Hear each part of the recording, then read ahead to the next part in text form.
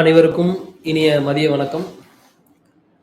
ரொம்ப நாளா நீங்க கேட்டுட்டு இருந்தீங்க நம்மளோட சேனல்ல மகாவிஷ்ணு அண்ணா கூட வந்து ஒரு லைவ் பண்ணுங்கன்ட்டு. ஸோ அந்த ஒரு தருணம் இன்னைக்கு அமைஞ்சிருக்கிறதுல நான் ரொம்ப சந்தோஷப்படுறேன். ஏன்னா இன்னைக்கு வந்து எல்லாருக்கும் தெரியும் இன்டர்நேஷனல் யோகா டே. ஸோ அந்த நேரத்துல ஒரு அற்புதமான இந்த ஒரு வேலையில மகாவிஷ்ணு அவர்கள் கூட நம்ம இணைஞ்சிருக்கோம், குருஜி மகாவிஷ்ணு அவர்கள் கூட. ஸோ இன்னைக்கு ஏன் இந்த லைவ் அப்படின்னு சொல்லி பார்த்தோன்னா, கிட்டத்தட்ட காலையில 7 மணிக்கு எங்களோட சந்திப்பு நிகழ்ந்தது. வாய்ஸ் கேக்குது அப்படின்னா ஒரு மெசேஜ் மட்டும் எங்களுக்கு தெரியப்படுத்திடுங்க. கேக்குதுன்னா கேக்குதுன்னு சொல்லி சொல்லுங்க. Okay, ton. ஸோ இன்னைக்கு காலையில 7 மணிக்கு 2 பேரும் சந்திச்சோம். கிட்டத்தட்ட 7 மணில இருந்து 1 மணி வரைக்கும் தர்மத்தை பத்தி மட்டுமே பேசிட்டு இருந்தோம். 1 மணி நேரம் பேசலாம், 2 மணி நேரம் பேசலாம், ஓகே. காலையில 7 மணில இருந்து வீட்டுல இருக்கிறவங்களாம் பார்த்து மிரண்டு போக ஆரம்பிச்சிட்டாங்க. என்னடா இது, தர்மத்தை பத்தி மட்டுமே இவ்வளோ நேரம் பேசிட்டு இருக்காங்க, என்ன அப்படி என்ன இவங்க டிஸ்கஸ் பண்றாங்கன்னு அப்புறம் உட்காந்து அவங்களும் கேட்க ஆரம்பிச்சிட்டாங்க, என்ன பேசுறோம் என்ன அப்படின்றதெல்லாம். சரி, இந்த ஒரு சூப்பரான ஒரு நேரத்தை, இப்படிப்பட்ட ஒரு மகிழ்ச்சியான ஒரு தருணத்தை உங்க கூடயும் ஷேர் பண்ணிக்கலாம் அப்படின்றதுக்காகவும், அதுவும் பல பேர் நீங்க எதிர்பார்த்துட்டு இருந்ததுனால அந்த லைவை வந்து அரேஞ்ச் பண்ணியிருக்கிறோம். முதல்ல குருஜி மகாவிஷ்ணு அவர்களுக்கு வணக்கம். வணக்கம், நன்றி நன்றி. எப்படி இருக்கீங்க? நல்லா இருக்கேன், இறைவன் அருள். ரொம்ப சிறப்பா இருக்கேன். சிறப்பு. கேட்கறதுக்குலாம் ஒரே வார்த்தையில முடிச்சுட்டு அடுத்த கேள்விக்குள்ள எப்படி நீங்க பாட்டுக்கு கேளுங்க, நான் பாட்டுக்கு போறேன். ஓகே. சோ இன்றைக்கு டாபிக் எப்பயுமே நம்ம வந்து நிறைய விஷயங்கள் முதல்ல எல்லாரும் நிறைய பேர் எனக்கு ஹாய் சொல்றாங்க. ஹாய் ஹாய் ஹாய், வணக்கம், குருவே சரணம். பரம்பொருள் ஃபவுண்டேஷன் எவ்வளவு வருடமாக ஃபாலோ பண்ணிட்டு இருந்த அனைவருக்கும் மீண்டும் மீண்டும் ஒரு முறை வந்து வணக்கத்தையும் நன்றியும் வந்து தெரிவித்துக் கொள்கிறேன். உங்க அன்பை பார்க்க முடியுது, உங்களது காதலை பார்க்க முடிகிறது. தொடர்ச்சியாக நீங்க தர்மத்தின் வழியில இருக்கீங்கன்னா எனக்கு அதை விட சந்தோஷம் எதுவுமே இல்லை. அதான் நீங்க எனக்கு தரக்கூடிய கைமாறு அப்படின்னு நான் நினைக்கிறேன். சூப்பர். ஸோ எப்பயுமே நம்ம நிறைய விஷயங்கள் டிஸ்கஸ் பண்ணுவோம். லைவுக்குள்ள வந்தா நிறைய சாட்ஸ்க்கான ரிப்ளைஸ் எல்லாமே இருக்கும். இன்னைக்கு சாட்கான ரிப்ளைஸும் இருக்கும். பட் அதுக்கு முன்னாடி தர்மத்தை பத்தி நம்ம கிட்டத்தட்ட ஒரு எத்தனை மணி நேரம், 7 to 1 மணி வரைக்கும் கிட்டத்தட்ட எவ்வளவு நானே கணக்குல என்ன கோர்த்து நீங்க ஒரு 6 மணி நேரத்துக்கு மேல கிட்டத்தட்ட நம்ம தர்மத்தை பத்தி மட்டும் பேசியிருக்கோம். ஸோ அந்த நம்ம பகிர்ந்துகிட்ட சில விஷயங்களை மக்கள்கிட்ட நீங்க பகிர்ந்துகிட்டா ரொம்ப சந்தோஷமா இருக்கும் அப்படின்றதுக்காக ஒரு மனிதன் கேள்விக்குள்ள போயிடலாமா? அப்படியே தாராளமா போலாம். நீங்க கேட்க அப்படியே நான் பதில் சொல்றேன். மகிழ்ச்சி, ரொம்ப சந்தோஷம். ஸோ ஒரு மனிதன் தர்மத்தின் படி எப்படி வாழ்றது, இதுதான் முதல் கேள்வி. முதல்ல அவங்களுக்குன்னு ஒரு எத்திக்ஸ் இருக்கணும். நெறிமுறையில் இல்லாத வாழ்க்கை எப்போதுமே வந்து சீர்பெறாது. முதல்ல தர்மம்னா என்னன்னு தெரிஞ்சுக்கங்க. அவங்க கடமையை, கொடுக்கப்பட்ட கடமையை சரியா செய்யறதுக்கு பேரு தர்மம். இப்போ ஒரு மீனவர் வந்து ஒரு கொல்லரோட வேலையை பார்க்க முடியாது. ஒரு கொல்லர் வந்து கொத்தனார் வேலையை பார்க்க முடியாது. ஒரு கொத்தனார் வந்து பாத்தீங்கன்னா ஒரு சாஃப்ட்வேர் இன்ஜினியர் வேலையை பார்க்க முடியாது. அப்ப அவங்களுக்கு என்ன கடமை பணிகள் கொடுக்கப்பட்டிருக்கோ அது ஒவ்வொருத்தரும் முழுமையாக முதல்ல புரிஞ்சுக்கணும். எல்லாருமே இறைவன் ஆயிட்டா அப்புறம் இந்த பூமி இயங்குமா? இயங்காது, கண்டிப்பா இயங்காது. இறைவனை நோக்கி பயணம் தான் நம்ம பண்ணிட்டு போயிட்டே இருக்கணும். ஆனா அந்த இறைவனை நோக்கி பயணம் பண்ணிட்டு போகக்கூடிய அந்த வாழ்க்கையில யோகம் பண்ணலாம், தவம் பண்ணலாம், தானம் பண்ணலாம், தர்மத்தின் வழியில வாழலாம். பட் தர்மம் என்றால் எதை சுட்டி காட்டுகிறது என்றால் அவர்களுக்கு கொடுக்கப்பட்ட கடமைகளை மிகச் சரியாக செய்வதற்கு பேர் தர்மம். சரி, அப்ப எனக்கு என்ன கேள்வி வருதுன்னா, அப்ப வர்ணாசிர தர்மங்கள் படிதான் இயங்கணும்னு சொல்லி சொல்றீங்களா? இப்ப அப்படி பிரிக்கப்பட்டது படிதான் நான் இயங்கணும். வர்ணாசிரம தர்மம்னு எனக்கு என்னன்னு தெரியாது. அதை பத்தி பேசணும்னா அதுல படிச்சிருக்கணும். பட் நீங்க என்ன கேட்க வரீங்கன்றது புரியுது. இப்போ ஒவ்வொருத்தருக்கும் ஒவ்வொரு வேலை இருக்குன்னா அந்த வேலையை பண்ணுன்றது தானே தர்மம். ஓகே. இப்ப அந்த காலத்துல பிரிக்கப்பட்டது, நீ இந்த ஒரு வேலையை பாரு, நீ இந்த ஒரு வேலையை கேட்க வர்றது புரியுது. நான் சொல்றேன், இப்போ ஒரு தச்சர் ஒரு கொல்லர் வேலையை செய்யலாம், ஒரு கொல்லர் ஒரு கொத்தனார் வேலையை செய்யலாம். எப்போ அதுல உண்மையாவே உனக்கு ஈடுபாடு இருக்கு அப்படின்னா அதை நீங்க கத்துக்கிட்டு செய்யலாம். ஈடுபாடு இல்லை அப்படின்னா, இப்போ நான் முதல்ல என்ன மாஸ்டர் பண்ணணும், என்ன மாஸ்டர் பண்றதுன்னா என்ன, எனக்கு என்ன தேவைன்றதை புரிஞ்சுட்டு நான் முதல்ல அதுல பயணம் பண்ணாதானே அதுல நான் முழுமை பெற முடியும். இந்த உலகத்துல தொழில்கள்ல ஏகப்பட்ட போட்டிகள் நிலவுது. அப்ப அந்த தொழில்ல நீங்க அதிகமா செல்வம் வந்தாதான் தன்னிறைவுக்கே போக முடியும். அப்ப அந்த செல்வத்துல நீங்க தன்னிறைவுக்கு போகணும்னா முதல்ல நீங்க அதுல மாஸ்டர் ஆயிருக்கணும். அதனால என்ன வேலையை செய்யறீங்களோ அதை உருப்படியா செய்யுங்க, அதுல மாஸ்டர் ஆயிருங்க. அதுல அந்த சொதர்ம ஆக்டிவேட் ஆயிடும்.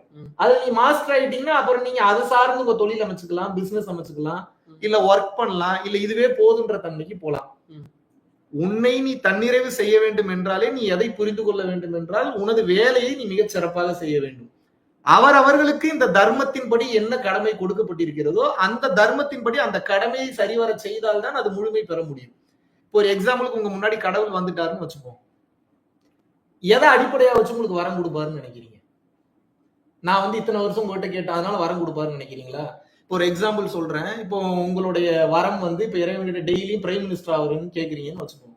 பிரைம் மினிஸ்டர் வேலை என்னன்னு தெரியாது, பிரைம் மினிஸ்டர் படுற கஷ்ட நஷ்டம் என்னன்னு தெரியாது, அங்க போய் உட்கார்ந்தா என்னென்ன பஞ்சாயத்து வரும்னு தெரியாது. அப்ப தேவையில்லாமல் இதற்கு ஏன் நீ ஆசைப்படுகிறாய்ன்னு கேக்குறேன், வேற ஒண்ணும் இல்ல. உனக்கு என்ன வேலை கொடுக்கப்பட்டிருக்கோ அந்த இப்போ நம்ம குட்டிமேக்கம்பட்டி நம்ம ஊரே எடுத்துப்போமே. இப்ப நம்ம தாத்தாக்கு நம்ம பாட்டிக்கு வந்து என்ன தெரியும்? அவங்களுக்கு மெடிடேஷன் தெரியுமா, இல்ல அவங்களுக்கு வந்து பாத்தீங்கன்னா அந்த வர்ணாசிரமம் தெரியுமா, என்ன தெரியும்? ஆனா கிட்டத்தட்ட 70-80 வருடங்கள் தான் குழந்தைகளை பார்த்து பேரம்பேத்திகளை பார்த்து இன்றைக்கு வரைக்கும் நம்ம நல்லா இருக்குன்னு சொல்லிதான் ஒவ்வொரு முறையும் திருநூறு வச்சு விடுவாங்க. கரெக்டா? அதுதான் அவங்க வாழ்ற தர்மம். அந்த தர்மத்துல எப்ப அவங்க முழுமை பெறாங்களோ அவங்களுக்கு அடுத்த பிறவி என்பது கிடையாது. இதுதான் முக்தி. அவரவர் வேலையை மிக சரியாக செய்வதற்கு பேர் தர்மம். இதுல ஓரளவுக்கு ஹை லெவல்ல இருக்கிறவங்க, உயர்ந்த நிலையில இருக்கிறவங்க எல்லாத்தையும் பார்த்துட்டோம், அதுக்கப்புறம் ஒண்ணு இல்லைன்றவங்க டைரக்டா மெடிடேஷன் வழியாகவோ இல்லாட்டினா வந்து பாத்தீங்கன்னா இன்டென்ஸான ஏதாவது சாதனாஸ் மூலியமாவோ போகும்போது அது இன்னும் அடுத்த கட்டம் போக முடியும். அது முழுமை பெற்றவங்களுக்கு அது எளிமையா இருக்கும். பல பேருக்கு வாழ்ற வாழ்க்கையிலேயே ஒரு இன்ட்ரெஸ்ட் இல்லாம போயிடுது. ஒண்ணு இல்லைன்றது தெரிஞ்சு போச்சுன்னா அப்புறம் வாழ்ற வாழ்க்கையில இன்ட்ரெஸ்ட் இருக்குமா? இப்ப நான் எப்படி எனக்கு ஒரு வேலையை அமைச்சுக்கிறேன், இன்னைக்கு சும்மா தான் வந்த ஒரு வேலையும் இல்ல. நீங்க கேக்குறீங்க இன்னைக்கு ஒரு லைவ் போலாமான்னு கேக்குறீங்க, நான் சிந்திக்கிறேன்.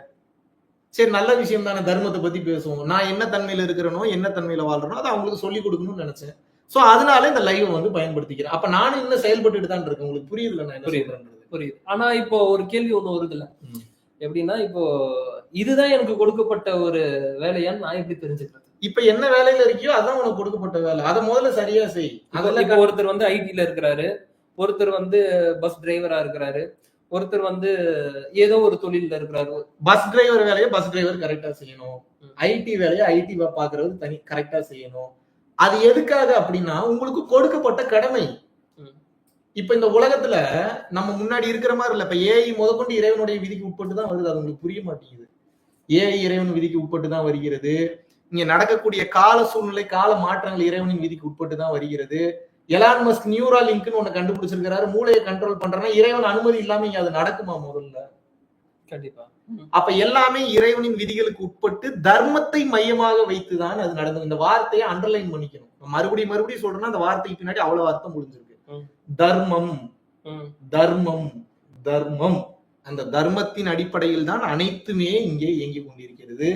அவரவர் வேலையை அவரவர் சரியாக செய்யும் போது அதுல நல்ல செல்வம் பெருகும். அந்த செல்வத்தை எடுத்து உங்களுக்கு வேண்டுங்கிறத நீங்க பூர்த்தி பண்ணிக்கலாம். உங்களுக்கு வேணுங்கிறத பூர்த்தி பண்ணிக்கிட்டது போக நீங்க பூர்த்தி பண்ணது போக நீ சேர்த்து வச்சிருக்க செல்வத்துக்கு பாதுகாப்புன்னு ஒண்ணு வேணும்ல. எது ரீதியான பாதுகாப்பு? எல்லா விதத்தையும். ஆமா, நீங்க சேர்த்து வச்சீங்கன்னா எவனோ ஒருத்தன் கொள்ளையடிச்சுட்டு போயிட்டான்னு என்ன பண்ணுவீங்க? அப்ப அந்த பாதுகாப்பு உங்களுக்கு எங்க இருந்து வரும்? அது தர்மத்துல இருந்தா தானே வரும். ஆடு நாடு தேடினும் யானை சேனை தேடினும் கோடிவாசி தேடினும் குறுக்கே வந்து நிற்குமோ, ஓடியிட்ட பிச்சையும் உகந்து செய்த தர்மமும் சாடி விட்ட குதிரை போல் தர்மம் வந்து நிற்குமே.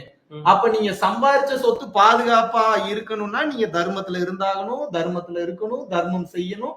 தர்ம வாழ்க்கை கொடுக்கப்பட்ட கடமையில் வாழ வேண்டும். இன்னொன்னு இந்த இடத்துல வெளிப்படையாக நான் சொல்ல வேண்டியது என்னன்னா, இந்த உலகத்திற்கு இனி வரக்கூடிய காலகட்டங்கள் தர்மத்துல யார் இருக்காங்களோ அவங்க மட்டும்தான் நிலை பெற்று வாழ்வார்கள்.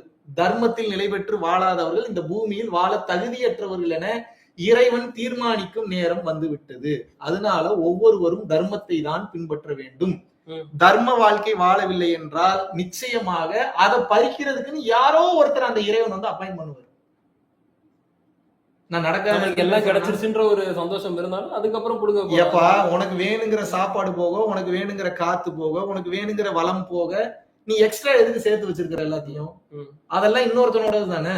அதை நீங்களாவே பத்திரமா பார்த்து நான் பரம்பொருள் ஃபவுண்டேஷனுக்கு கொண்டு வந்து கொடுங்க அப்படின்னு நான் சொல்லல. அழைக்கிறான் மகனுக்கு கொண்டு வந்து டொனேஷன் பண்ணுங்கன்னு சொல்ல. நான் என்ன சொல்றேன், உங்க ஏரியால உங்க பகுதியில் இருக்கக்கூடிய மக்களுக்கு நீங்களே அந்த செல்வத்தை எடுத்து தயவு செஞ்சிருங்க. நீங்க செய்யல அப்படின்னா அதை கேள்வி கேட்பதற்கென்று ஒரு நபர் நிச்சயமாக வருவார். செய்யலன்னா செய்ய வைக்குமா? 100% செய்ய வைக்கும். இந்த பிரபஞ்சத்தின் விதியே அப்படித்தான் வந்து நடந்துகிட்டு இருக்கு. அப்புறம் அந்த பிரபஞ்சத்தின் விதியை தாண்டி நான் செயல்படுறேன்னா எப்படி நீங்க செயல்படுவீங்க? காலச்சக்கரம்ன்றாங்க. காலச்சக்கரம்ன்றது என்ன? தர்மம். இந்த தர்மத்தின் வழியில் ஒருவன் வாழ வேண்டும். இந்த தர்மத்தின் வழியில் எப்போது ஒருவன் வாழவில்லையோ அதை கேள்வி கேட்பதற்கு நிச்சயமாக அவர்கள் வருவார்கள். ஏதோ ஒரு ரூபத்துல வருவாங்க. அப்ப உங்களால பதில் சொல்ல முடியாம போயிருமே. இப்ப சமீபத்துல நீங்க வெளியா இருக்கக்கூடிய நியூஸ் பேப்பர்ஸ், இன்னைக்கு வெளியா இருக்கக்கூடிய நியூஸ் எல்லாம் பாருங்க. தர்மத்தின் வாழ்க்கை வாழாதவர்கள், அதிகமாக பணம் சேர்த்து வைத்திருப்பவர்கள், அதிகமாக புகழ் சேர்த்து வைத்திருப்பவர்கள் தர்மத்தின் வழி இல்லை என்றால் ஒவ்வொரு நியூஸா வெளியாகிட்டு அது நோட் பண்றீங்களா நீங்க? ஏன் அது அப்படி நடக்குது? யுக மாற்றம் நடந்து கொண்டிருக்கிறது. இனிமேல் தர்மம் தான் இந்த உலகத்தை, இவ்வளவு நாள் தர்மம் தான் ஆண்டுச்சு. ஒரு சின்ன மாயின் பிடியில இப்ப நடந்துகிட்டு இருந்தது. இனிமேல் தர்மத்தின் பிடியில இருக்கிறவங்க தான் ஆனந்தமாக வாழப் போகிறார்கள், மகிழ்ச்சியாக வாழப் போகிறார்கள். கேட்கும்போது ரொம்ப சந்தோஷமா இருக்கு. உள்ள போய் ஹிட் பண்ணுது. நீங்க சந்தோஷமா இருக்கா, பயமா இருக்கா? சந்தோஷமா இருக்கா, ஒரு யுக மாற்றம் வருதுன்றதுல ஒரு சந்தோஷம் இருக்குது. இதை ஏன் நீ சொல்றன்னு கேட்டா, இறைவன் வந்து இதை இந்த நேரத்தில் சொல்ல சொல்கிறார், அதனால சொல்றேன். தர்மம் தான் இனிமேல் நிலை பெற்று நிற்கும். தர்ம வாழ்க்கை வாழ்பவர்கள் மட்டும்தான் தப்பிப்பார்கள். இதுல எந்தவித மாற்று கருத்தும் கிடையாது. சூப்பர். எனக்கு வேலையே இல்லையே, நான் என்ன பண்றது அப்படின்ற ஒரு கேள்வி இருக்கு. உங்களுக்கு என்ன சொல்லலாம்? எனக்கு புரியல. வேலையே இல்ல, இப்போ ஐடி அப்படின்னு எல்லாத்தையும் மென்ஷன் பண்ணோம்ல, வேலையே இல்லாதவங்களுக்கு என்ன பண்றதுன்னு ஒரு கேள்வி வருது. வேலையே இல்லைன்னா சும்மா இருக்கிறது ஒரு வேலையை எடுத்து செய்யுங்க, அவ்வளவுதானே. உனக்கு எது பிடிச்சிருக்கோ அதை பண்ணுப்பா. அதை பிற உயிர்களுக்கு தீங்கு செய்யாம ஒரு எத்திக்ஸோட, நெறிமுறைகளோட, கோட்பாடுகளோட செய்யுங்க. இப்ப நான் அதை பேசுறதுனால சில பேரு இப்ப கீழே கமெண்ட பார்த்தேன், இலும் நாட்டில சேர்ந்துட்டே. இலும் நாட்டின்னு என்னன்னு தெரியுமா? நான் நீங்க திருப்பூர்ல உட்கார்ந்துகிட்டு இருக்கிறவன், மெட்ராஸ்ல ஒரு ஓரத்துல உட்கார்ந்துட்டு இருக்கிறவன், இலும் நாட்டி வேற வேலை வெட்டி இல்லாம போன் பண்ணி வாங்க மகாவிஷ்ணு நீ இலும் நாட்டியோட ஜாயின் பண்ணிக்கன்னு கேக்குறாங்க. என்னை பார்த்தா எப்படி தெரியுது? மக்கள் தெளிவாக புரிந்து கொள்ள வேண்டும். கொடுக்கப்பட்ட கடமையை சரியா செய்யலன்னா இது தர்மமா அதர்மமா? கொடுக்கப்பட்ட கடமை செய்யலன்னா கண்டிப்பா அதர்மம். அப்ப அந்த அதர்மத்தை தர்மமா மாத்திக்கன்ற. இத சொல்றவனுக்கு பேர் இலும் நாட்டினா இலும் நாட்டினே வச்சுக்கன்ற. புரியல உனக்கு நான் என்ன சொல்றேன்னு? நிறைய தவறான தகவல்களை இன்டர்நெட்ல பார்த்து தர்மத்தை இழக்கிறான், செய்யக்கூடிய கடமையை இழக்கிறான், செய்யக்கூடிய வேலைகளை சரியாக செய்வதில்லை. இப்படிப்பட்ட மனிதர்களை நிச்சயமாக தர்மம் என்பது 100% கேள்வி கேட்கும். அது ஏதோ ஒரு ரூபத்துல வந்து பறவைகள் ரூபமாகவோ, விலங்குகள் ரூபமாகவோ, மனிதர்கள் ரூபமாகவோ கேள்வி கேட்க. அப்ப நீ பதில் சொல்லிதானே ஆகணும். கண்டிப்பா. கிட்டத்தட்ட நம்ம இன்டர்நெட்ல பார்க்கக்கூடிய விஷயங்கள் எதுவுமே உண்மையாவே இல்லையே. ஏன்னா எனக்கு தெரிஞ்ச சர்க்கிள்லயே ஒரு 5 நியூஸ் ரொம்ப க்ளோஸான சர்க்கிள்ல வந்துச்சு. டிவி சேனல்ல இருந்து எல்லாத்துலயுமே டெலிகாஸ்ட் பண்ணாங்க, பிளஸ் யூடியூப்ல இருந்து எல்லாத்துலயுமே பண்ணாங்க. ஏன் உங்களோட ஒரு நியூஸ் கூட பெரிய நியூஸ் ஆச்சு. கூட இருக்கக்கூடியவங்களுக்கு தான் உண்மை என்னன்னு தெரியும். ஆனா பார்க்கக்கூடிய எந்த ஒரு விஷயமும் உண்மையா இல்ல அப்படின்னு. அதனால தேவையில்லாம காசிப் பேசக்கூடாது. இதுவே பெரிய தலைவலி, பெரிய கர்மாவை தீர்மானிக்கும். என் கர்மாவை நீ வாங்கிக்கிற, என்னை பத்தி பேசும்போது தேவையா? அவன் கர்மாவை அவன் அனுபவிக்க போறான். அப்ப அவரவர் வேலையை அவரவர் சரியாக செய்யும் போது அந்த தர்மமே அவர்களை பாதுகாக்கும். ஓகே.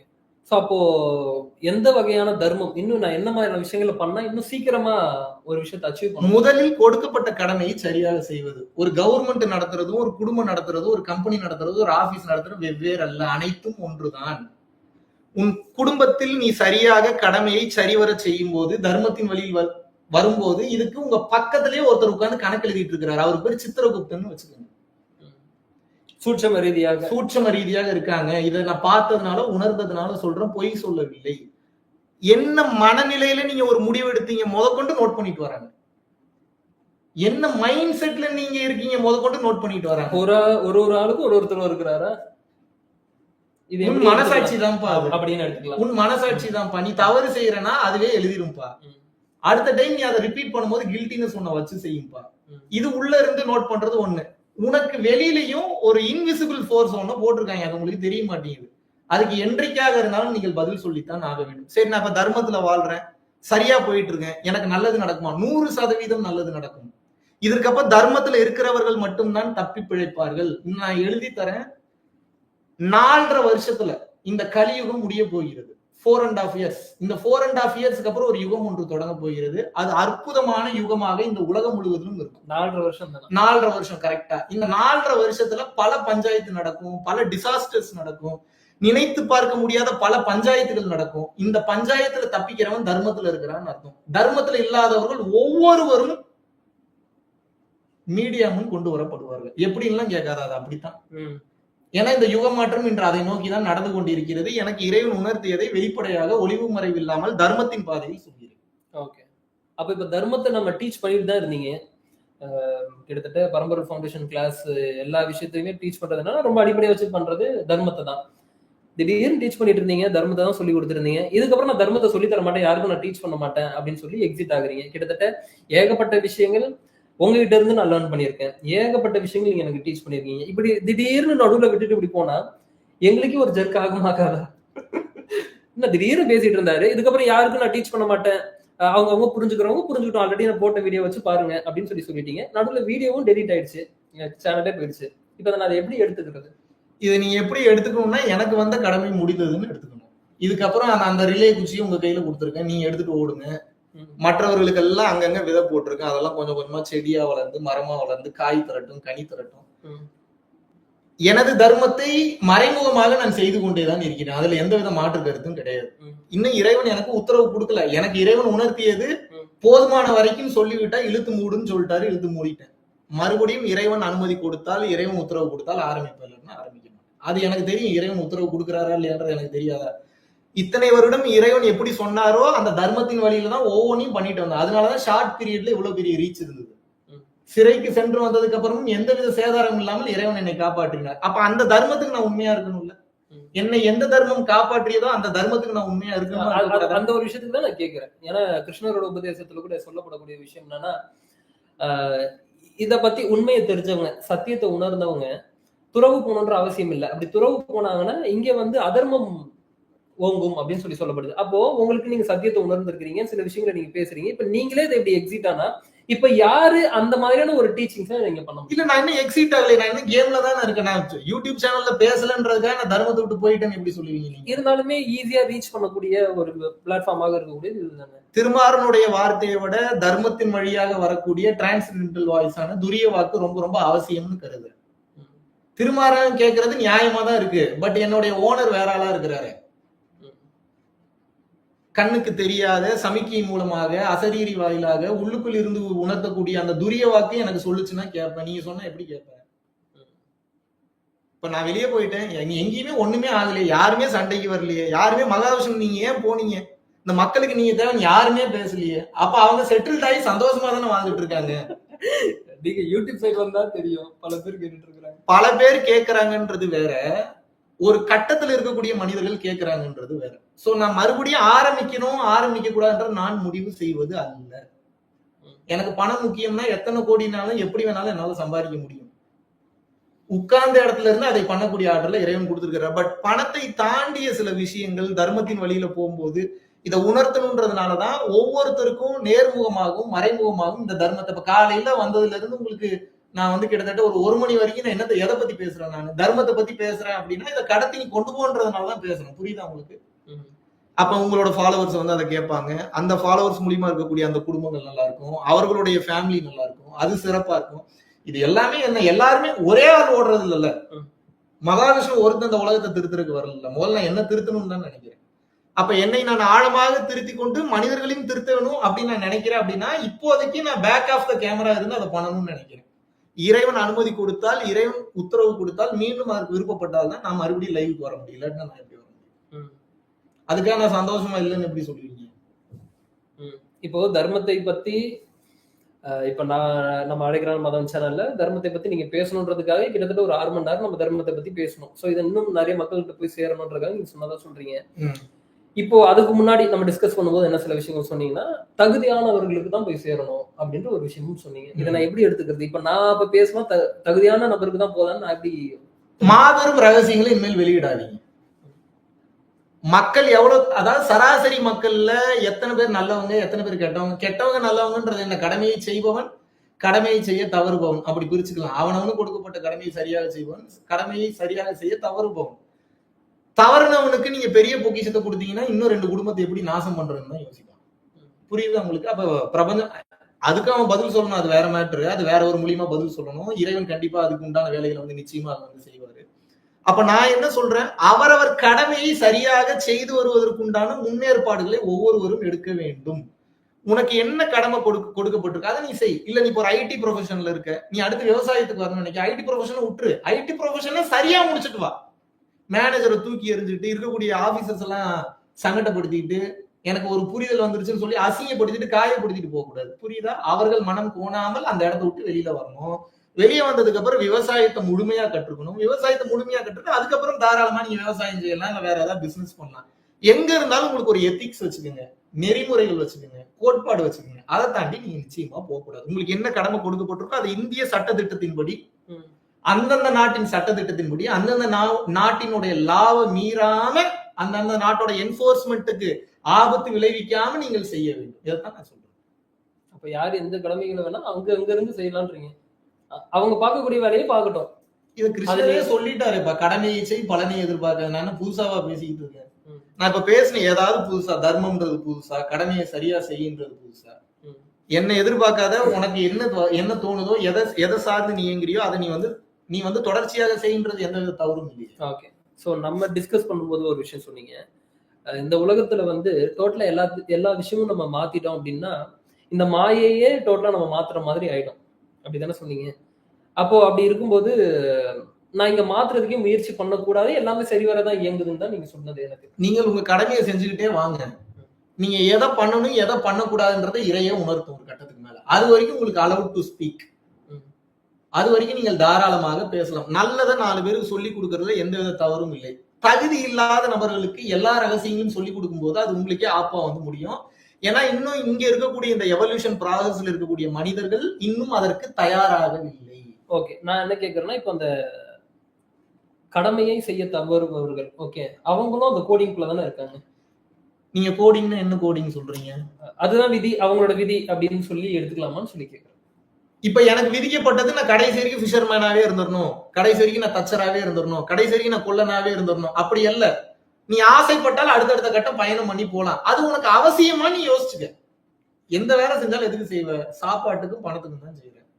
அது நீ இருக்கிற தொழில சிறப்பா பண்ணிட்டனா இத்தனை வருட அனுபவங்களும் இல்ல, நீ மாஸ்டர் ஆயிருவ. புதுசா ஒரு தொழிலுக்கு போகும்போது அதுக்கு மறுபடியும் 20-30 வருஷம் செலவு பண்ணணும்.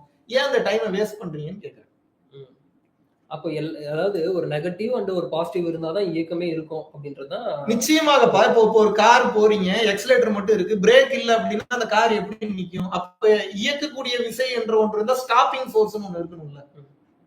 2 ஈக்குவலா இருந்தா தானே நல்லா இருக்கும். அப்போ இங்க நெகட்டிவான ஒரு பீப்புள் இருந்தா தானே ஓகே. நெகட்டிவ் பீப்புள் அப்படின்றத நீங்க வந்து எப்படி கடமையை செய்ய தவறியவர்கள் அப்படி வச்சுக்கோங்க. நெகட்டிவ் பீப்புளை வந்து நம்ம ரொம்ப ஆழமா போனோம்னா அது வேற சப்ஜெக்ட் போய் தரும். நீங்க எப்படி வந்து ப்ரூவ் பண்ணணும்னா, தீவிரவாதி அவன் வேலையை செய்யறான்னா ஆர்மி ஆபீசர் அவர் வேலையை செய்வார். அது அங்க நியூட்ரல் ஆயிடும். புரியுதா நான் என்ன சொல்றேன்னு? அதை நீ ஏத்துக்க தயார் நிலையில இருக்குன்னா ஆர்மி ஆபீசர் அவர் வேலையை செய்வார். திருடன் அவன் வேலையை செய்யறான்னா போலீஸ் ஆபீசர் அவர் வேலையை செய்வார். தர்மத்தின் பக்கம் இருக்கிறவன் தர்மத்தை நிலைநாட்டுறதுக்கு உண்டான வேலைகள் எடுக்கும்போது அதர்மம் அந்த வேலையை செஞ்சுக்கிட்டே இருக்கும். நம்ம வேலை என்ன? தர்மத்தை பற்றி பேசுவது, தர்மத்தை பரப்புவது, இறைவனின் சிந்தனையை பற்றி மக்களுக்கு கொண்டு போய் சேர்ப்பது, அறம் சார்ந்த வழியில் எப்படி வாழ்வது என்று சொல்லிக் கொடுப்பது, தர்ம சிந்தனையில் எப்படி தொடர்ந்து நிலை பெற்று இருக்க வேண்டும் என்று சொல்லி தர வேண்டியது ஒவ்வொருவரின் கடமை. இதை நிச்சயமாக சொல்லணும். தர்மத்தை பேசுறதுல என்ன தப்பு இருக்கு? எப்போ ஒருத்தன் கடமையை செய்ய தவறானோ அப்பதான் அவனுக்கு எல்லா பிரச்சனையும் வரும். ஒரு டாக்டர் உங்களை வந்து இப்போ வந்து ஒரு அரசு ஹாஸ்பிட்டல்ல வந்து கொண்டு போய் உங்களை வந்து அப்பாயின்ட் பண்ணிருக்காங்கன்னு வச்சுக்கோங்க. அந்த அரசு ஹாஸ்பிட்டல்ல அப்பாயின்ட் பண்ண அந்த சமயத்துல அவர் கடமையை சரிவர செய்யல அப்படின்னா ஒரு நோயாளிக்கு எப்படி அந்த மருத்துவம் என்பது பார்க்க முடியும்? ஏன் அவன் நோயாளியானா? கொடுக்கப்பட்ட நெறிமுறைகள் வாழ்வியல் முறைகளை சரியா பயன்படுத்தாதனால, தேவையில்லாத பழக்க வழக்கங்கள்னால. இப்ப எல்லா பழக்க வழக்கத்தையும் நான் கடந்து தான் வந்திருக்கேன். உங்களுக்கு தெரியாத என்னை பத்தி எல்லா சேட்டையும் பண்ணிட்டு வர்றதுனாலதான் இன்று வாழ்வியல் முறை என்னன்றது தெரியுது.